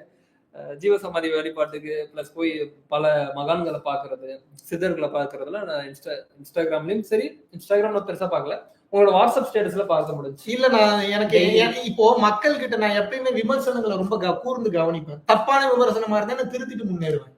சரியான விமர்சனமா இருந்தா கண்டுக்க மாட்டேன், விட்டுட்டு நான் பாட்டுக்கு போயிட்டு இருப்பேன். ஐ மீன் உங்க மாத்தி சொல்லணும். சரியான விமர்சனமா இருந்தா என்ன மாத்திட்டு முன்னேறணும்னு நினைப்பேன். ஏன்னா விமர்சனங்கள் ரொம்ப ஆழமா கவனிப்பேன். தவறான விமர்சனமா இருந்தா இந்த லூஸ் இப்படித்தான் உளருன்ட்டு நான் போயிடுவேன். அப்போ பல விமர்சனங்கள் வரும்போது என் மேல எனக்கே ஒரு கேள்வி வந்துருச்சு, ஒருவேளை நம்ம தப்பான பாதையில தான் போறோம்னு எல்லாத்தையும் மூடிட்டேன். இப்போ பல மகான்களை, வாழும் மகான்களை, இன்விசிபிள் மகான்களை, மேல இருந்து வரக்கூடிய தவம், நான் உட்கார்ந்து மெடிடேஷன் பண்ணி இறைவன் கிட்ட பேசும்போது எனக்கு கிடைத்த தகவல்கள் அனைத்தையும் கனெக்ட் பண்ணி பார்க்கும்போது எல்லாரும் சொல்றது என்னன்னா 1% கூட நீ தவறு செய்யவில்லை, தர்மத்தின் வழியில் இருந்தாய், தொடர்ந்து பயணம் செய்யணுமோ இதோட சந்தோஷம் எனக்கு எதுவுமே இல்லை. நான் பேசக்கூடிய ஆனந்தத்திலேயே தெரியலையா? ஒருத்தன் குற்ற உணர்ச்சியோட பேசுறதுக்கும் குற்ற உணர்ச்சி இல்லாம பேசுறதுக்கு நிறைய விஷயங்கள் இருக்கு, நிறைய டிஃபரன்ஸ் இருக்கு. அதை கண்டுபிடிக்க முடியாது.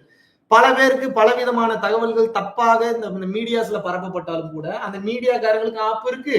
அந்த மீடியா நியூஸை கேட்டு தப்பான நியூஸை வெளியே பரப்பினவங்களுக்கு ஆப்பு இருக்கு. அது மட்டும் இல்லாம சரியான தகவல்களை பெறாம நடந்த உண்மை என்னன்றது தெரியாம பெயரை கெடுத்தவர்கள், குடும்பத்தை கெடுத்தவர்கள், குடியை கெடுத்தவர்கள், அனைத்தையும் கெடுத்தவர்கள் அதற்குண்டான தண்டனைகளை விரைவில் அனுபவிப்பார்கள். இது தர்மத்தின் வழியில் சத்தியமாக நடக்கும். ஓகே, இவ்வளவு நேரம் நான் பேசுனதுல என்ன புரியுது உங்களுக்கு? என்னதான் புரிஞ்சுக்கிறீங்க? ஏதோ லூஸ் மாதிரி உளர்ற மாதிரி இருக்கா, இல்ல பைத்தியமாவன் எங்கேயாவது போய் மென்டல் ஆயிட்டானா, இல்ல இவன் ஏதோ ஹாஸ்பிட்டல்ல சேர்க்கணுமா, அப்படி தோணுதா, இல்ல எப்படி தோணுது உங்களுக்கு? காலையில இருந்து பேசுனதை வச்சு சொல்றேன். ஆல்ரெடி தர்ம சிந்தனையில தான் நீங்க இருக்கீங்க, ஆல்ரெடி நிறைய தர்மங்கள் செஞ்சுட்டு தான் இருக்கீங்க. பட் இப்ப அதை பத்தி ரொம்ப ஆழமா சொல்லணும்னு விருப்பப்படுறீங்க. ரொம்ப இதை வந்து மக்கள்கிட்ட கொண்டு போய் சேர்க்கணும்னு விருப்பப்படுறதை என்னால் பார்க்க முடியுது. அதாவது ஃபர்ஸ்ட் இறைவன் அப்படின்னு சொல்லி இருக்குது, அந்த இறைவன்ற ஒரு பேரு தர்மமாக நீங்க சேஞ்ச் பண்ணிருக்கிறத பார்க்க முடியுது. ஏன்னா இறைவன்னா கூட சூப்பர் நேச்சுரலா போயிருது, தர்மம்னா சயின்டிபிக்கா வந்துருது இல்ல. இப்ப நான் இறைவன்னா கண்ணுக்கு தெரியாதவங்க ஈஸியா நம்பாம போயிடும். தர்மம்னா நீ நம்பித்தானே ஆகணும். என் நோக்கம் ஒண்ணுதான், உன்னை ஃபாலோ பண்ண வச்சே தீருவேன். அது ஏதாவது ரூட்ல பண்ண வைப்பேன். என்ன ஃபாலோ பண்ண வைக்கிறதில்ல, தர்மத்தை ஃபாலோ பண்ண வைக்கிறது. தர்மம் அழிந்து கிடக்குதுப்பா இந்த நாட்டுல. அந்த தர்மத்தை நிலை பெறதுக்கு அவன் கடமையை செய்யணும். ஒரு காவல்துறை அதிகாரி அவர் கடமையை சரிவர செய்யணும், ஒரு நீதிபதி அவர் கடமையை சரியா செய்யணும், ஒரு வழக்கறிஞர் அவர் கடமையை சரியா செய்யணும், ஒரு தச்சர், ஒரு கொல்லர், ஒரு நெசவாளர், துணியை வெளுப்பவர், துணியை அயன் பண்ணி கொடுக்கிறவர், அவங்க கடமையை அவங்க கரெக்டா செய்யணும். நீ அதுலதான் திருப்தி அடைய முடியும். நீ அயன் பண்ணிட்டு இருக்கும் போதே ஐயோ நான் அதை அடையலையேன்னா இந்த விதத்துல அப்ப நீ அயன் பண்றது சரியா அயன் பண்ண மாட்டேன். அப்ப அயன் பண்றது கொடுத்தவன் உன்னை நினைப்பான்ல, இது 10 ரூபா கொடுத்து ஒரு சட்டையை அயன் பண்ண கொடுக்குறேன், அந்த அயன் பண்ணி கொடுக்கக்கூடிய சட்டையை சரியா பண்ண மாட்டானேன்றப்ப அந்த இடத்துல ஒரு கோபம் வரும்ல. ஏன் அந்த கர்மாவை சேர்க்கிறேன்னு அவ்வளவுதான். உன்னை நம்பி ஒருத்தர் கொடுத்துருக்காரு, ஆமா அந்த வேலையை நீ சரியா செய்ய. இல்ல அந்த வேலையை சரியா செய்ய முடியலன்னா அதுக்கு ஒரு சரியான காரணத்தை கொடுத்துட்டு அதோட மிக சிறந்த வேலைக்கு போ, மறுபடியும் குப்பைக்கு போறேன்னு கேட்கிறேன். ஏன்னா அந்த ஷர்ட்டை தான் வெளியே எங்கேயாவது போட்டு போனோம்னு சொல்லி இருக்கோம், அதோட மரியாதை சம்பந்தப்பட்ட சில விஷயங்கள் இருக்கும். ஆமா, அந்த ஒரு உழைப்பு இருக்கு, அந்த உழைப்புக்கு ஒரு வருமானம் கொடுத்துருக்கேன். அப்ப அந்த வேலையை நீ சரியா செய்யணும்ல. நீ அதை விட்டுட்டு அப்புறம் கண்ட வேலையை செஞ்சனா, ஏன்னா நான் கொடுத்த அந்த அமௌண்ட்டுக்கு ஒரு உழைப்பு நான் அங்க பண்ணி வாங்கினது அந்த அமௌண்ட். ஆமா, அப்படின்னும் போது அந்த உழைப்புக்கான ஒரு ஊதியம் கரெக்டா இருக்கணும். உழைப்புக்கான உழைப்பிற்கு உண்டான வேலை சரியா நேர்த்தியா இருக்கும். ஓகே, கேளுங்க, அடுத்த கேள்வி கேளுங்க. இல்ல பெரிய கேள்விலாம் இல்ல, ஸ்டடி டிப்ஸ் சொல்லுங்க, பரம்பொருள் ஃபவுண்டேஷன் எப்போ ஓபன் பண்ண போறீங்க, சாப்பிட்டீங்களா, இந்த மாதிரி கேள்விகள் அதிகமா இருக்குது. தேன் முட்டாய் சாப்பிட்டீங்களா மீனுன்றவங்க கேக்குறாங்க. சிறப்பா சாப்பிட்டேன், தேன் முட்டாய் சாப்பிட்டேன். தேன் முட்டாய் என் ஃபேவரட்ன்றது தெரிஞ்சு வச்சு கேக்குறேன். எவ்வளவு தெளிவா சாப்பிட்டேன். மகிழ்ச்சி. பகல் பொழுதில் தூங்கும் பொழுது நான் தூக்கத்தில் விழித்துக் கொள்கிறேன். ஆனால் அது ஆஸ்ட்ரல் டிராவல் இல்லை என்பது எனக்கு அப்பட்டமாக தெரிகிறது. நீங்க ஆஸ்ட்ரல் டிராவலை பத்திலாம் இப்ப யோசிக்காதமா, கொடுத்த வேலையை கரெக்டா செய்யுமா. ஆஸ்ட்ரல் டிராவல் யோசிச்சு இப்ப என்ன போய் செவ்வாய் கிரகத்திலேயே வாழ போறீங்க? பல பேர் இப்படிதான் காணாம போயிரு. ஆஸ்ட்ரல் டிராவல் பண்ணணும், டின் சோல்ஸோட கனெக்ட் ஆகணும், இப்படி வரணும் அப்படி வரணும். நீ கொடுத்த வேலையை கரெக்டா செய்யலன்னா இறைவன் உனக்கு எந்த வேலை? நான் ஃபர்ஸ்ட் உங்ககிட்ட கேள்வி கேட்டதுல நிறைய விஷயங்களை போட்டு குழப்பிட்டு போயிட்டு எங்கேயாவது லாக் ஆகுற மாதிரி ஒரு ஃபீல் இருக்கு அப்படின்னு சொல்லி சொன்னேன். சோ இந்த மாதிரி விஷயங்கள் தான் நான் கேட்டேன். ஸ்பிரிச்சுவாலிட்டியில இருக்கக்கூடிய டெக்னிக்ஸ்ன்றதே உங்களுக்கு வச்ச அடுத்த டெஸ்ட் தான். அந்த டேர்ம்ஸ்ல போய் லாக் ஆகி ரூட் மாதிரி போயிடக்கூடாது. 1000 தான் இருந்தாலும் உங்க அம்மா தான், உங்க அப்பா தான், அதே தம்பி தான், அதே தங்கச்சி தான், அதே வேலை தான், அதே கவர்மெண்ட் தான். அப்ப என்ன பண்ணணும்? இதெல்லாம் மைண்ட் செட்ல பிராக்டிஸ்ல இருக்கணும். இதெல்லாம் உன் நெறிமுறைப்படுத்தி உன் கடமையை சரிவர செய்வதற்கு தான். இப்போ நான் என்னை ஏன் மதிக்கிறீங்க? இப்ப வரைக்கும் நான் எடுத்த கொள்கை தானம், தர்மம், கருணை, சரணாகதி, தவத்துல நிலை பெற்று நிக்கிறேன். இப்ப வரைக்கும் அதை தான் பேசுறேன். இப்ப என் கடமையை தவறி நாளையில இருந்து நான் சம்பந்தமே இல்லாத ஒரு வேலையை பண்ண போறேன் அப்படின்னா, அப்ப நாளைக்கே நான் சினிமால நடிக்க போறேன்னா நான் அதுலயும் ஒரு தர்மம் வச்சிருப்பேன். அது அவசியம் இல்லைங்கிற. ஆனா அதற்கான அவசியமும் வந்துச்சுன்னா பண்ணுவீங்க. சினிமா நடிக்க மாட்டேன். இல்ல அந்த தகவல் வந்ததுன்னா இத பண்ண அப்படின்னு சண்டை போட இறைவன்ட்டு தேவையா? இதை உடனே வேற ஏதாவது பண்றேன் அப்படி. ஏன்னா இவரு ரஜினி சாருக்கு வந்தது. ரஜினி சாரும் நானும் ஒண்ணு கேக்குறது மீடியாக்குள்ள இருந்தா இன்னும் நிறைய விஷயங்களை கொண்டு போய் சேர்க்க முடியும்ல. அப்ப அந்த மாதிரி ஒரு தகவல் வந்து ஏன் பண்ண மாட்டீங்க? மீடியான்றது 90mm ஸ்கிரீன் மட்டும் இல்லைன்றது எனது தாழ்மையான கருத்து. புரிஞ்சுதா? மீடியான்றது 90mm ஸ்கிரீன் இல்லைன்றது என்னுடைய தாழ்மையான கருத்து. அதுல மட்டும் மீடியா இல்ல. மீடியான்னா என்ன? ஊடகம்னு அர்த்தம். ஊடகம்னா என்ன? மொபைலும் ஊடகம் தான், தந்தி அடிக்கிறது ஊடகம் தான், லெட்டர் போடுறதும் ஊடகம் தான், புக் எழுதுறதும் ஊடகம் தான். எதுல வேணாலும் இருக்கலாமே. மீடியான்றது எல்லாமே மீடியா தான். அதை எப்படி வேணாலும் பயன்படுத்த. நான் ஏன்பா மறுபடியும் அதுக்குள்ள போறேன்? ஓகே, மகிழ்ச்சி, ரொம்ப சந்தோஷம். முடிச்சுக்கலாம். எப்படி அட்டன் பண்றது குருஜி? நம்ம பரம்பொருள் ஃபவுண்டேஷனோட கான்டாக்ட் நம்பர் ஆல்ரெடி இருக்கு. அவங்களோட அந்த அவங்ககிட்டயே கேளுங்க. இருக்கா குருஜி இன்னும்? ஏன்னா நிறைய பேர் வந்து பயிற்சி பண்ணிட்டு இருக்காங்க, டவுட்ஸ் வரும். அப்ப அதெல்லாம் கிளாரிட்டி கொடுக்கணும்ல. ஏன்னா நம்மளை நம்பி வந்திருக்காங்க, எப்படி அவங்களை டக்குன்னு கழட்டி விட முடியும்? சோ அதை சரியா பயன்படுத்துறவங்க போன் பண்ணி கேட்பாங்க. அதுக்காக வச்சிருக்கோம். சரியா பயன்படுத்தாதவங்க எதுக்கு போன் பண்ணி கேட்க போறாங்க? அப்ப கால்ஸ் குறைஞ்சிருக்கா அதிகமா இருக்கா? ரொம்ப அதிகமா இருக்கு. பாவம் நமது சசிகுமார், கார்த்திக் அவர்கள் படக்கூடிய கஷ்டங்களை பார்க்கும்போது ரொம்ப மனசு கஷ்டமா இருக்கு. போன் பண்ணி அவரை பேச சொல்லுங்க பேச சொல்லுங்க பேச சொல்லுங்க. அவங்கதான் அந்த ஸ்ட்ரெஸ் எல்லாம் அனுபவிச்சுட்டு இருக்காங்க. பட் பாப்போம் இறைவன் என்ன சொல்றாருன்னு. சந்தோஷம். நிறைவு பண்ணிக்கலாமா? நிறைவு பண்ணிக்கலாம். ரொம்ப சந்தோஷம், ரொம்ப மகிழ்ச்சி. தொடர்ந்து பயிற்சி செய்யுங்க. தர்மத்தின் வழியில வந்து வாழுங்க. எந்தவித எதிர்பார்ப்பும் இல்லாம பயணம் பண்றதுக்கு உண்டான முயற்சிகளை செய்யுங்க. குடும்பத்தை நல்லா பாத்துக்கங்க. குடும்பத்தில் இருக்கக்கூடிய கடமைகளை சரிவர பூர்த்தி பண்ணுங்க. அக்னி சாட்சியா கல்யாணம் பண்ணும்போது என்ன வார்த்தைகள் சொன்னீங்களோ அந்த வார்த்தைகளை உடல் ரீதியா, மன ரீதியா, ஆன்ம ரீதியா உங்க பார்ட்னருக்கு நிறைவேற்றக்கூடிய வேலைகள் பாருங்க. கல்யாணம் பண்ணாம இருக்கீங்களா? கல்யாணம் பண்ணாம இருக்கிறதுக்கு உண்டான தர்மத்தை பண்ணுங்க. கல்யாணம் பண்ணிட்டீங்களா? கல்யாணம் பண்ணிட்டதுக்கு உண்டான தர்மத்துல இருக்கிறதுக்கு உண்டான வேலையை பாருங்க. ஐடி கம்பெனில இருந்தாலும் சரி, நைட்டி கம்பெனில இருந்தாலும் சரி, எந்த வேலை செய்யறீங்களோ அந்த வேலையை சிறப்பா செய்யுங்க. கடமையை சரிவர செய்யுங்க. தேவையில்லாம ஒருத்தர் வாயில போய் விழுகாதீங்க. கர்மாவை ஏன் பண்றீங்க? உங்களுக்கு என்ன கோட்பாடுகள், நெறிமுறைகள், விதிமுறைகள், லா, ரூல்ஸ் அண்ட் ரெகுலேஷன்ஸ் கொடுக்கப்பட்டிருக்கோ அதை சரியா செய்யுங்க. அதை சரியா செய்யும் போது மார்க் இருக்கு. அந்த மார்க்கை பொறுத்துதான் இறைவன் உங்களை தேடி வருவார். நான் எழுதி தருகிறேன், தேடி வருவார்.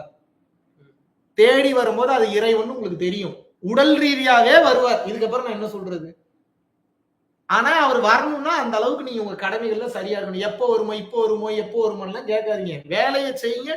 டைம் வரும்போது கரெக்டா இறைவன் வருவார். அதுக்கு உண்டான பதில் நிச்சயமா சொல்லுவார். ரொம்ப சந்தோஷம், ரொம்ப மகிழ்ச்சி. நீங்கள் அனைவரும் உங்கள் வாழ்வில் நீலாயுள், நிறை செல்வம், வான்புகழ், நற்பேறு, நன்னிலம், நன்மக்கள் பெற்று மெய்ஞானம் ஓங்கி அருட்பெருஞ்சோதியாரின் காட்சி கிடைக்கப் பெற்று இந்த ஜென்மத்திலேயே பிறவியில்லா பெருவாழ்வை அடைய வேண்டுகிறேன். எல்லாம் வல்ல பரம்பொருளாகிய இறைவன் தகுதியான நபர்களுக்கு அருள் செய்யட்டும். குரு கடாட்சம். நல்லதே நடக்கும், நன்மையே நடக்கும். நன்றிகள் குருஜி, உங்களோட டைம் எடுத்து இந்த லைவ்ல கலந்துக்கிட்டதுக்கு. என் செயலாவது ஏதொன்றும் இல்லை, எல்லாம் என் செயலே என்றுணர பெற்றேன் என் கட்சி ஏகமனை. இப்ப நான் பேசுனது என் வில் இல்ல, என் வில் பவர் இல்ல, என் நோக்கம் இல்ல, என் வேலை இல்ல, எதுவும் என்னது இல்ல. அப்படி ஒரு தகவல் வந்தது.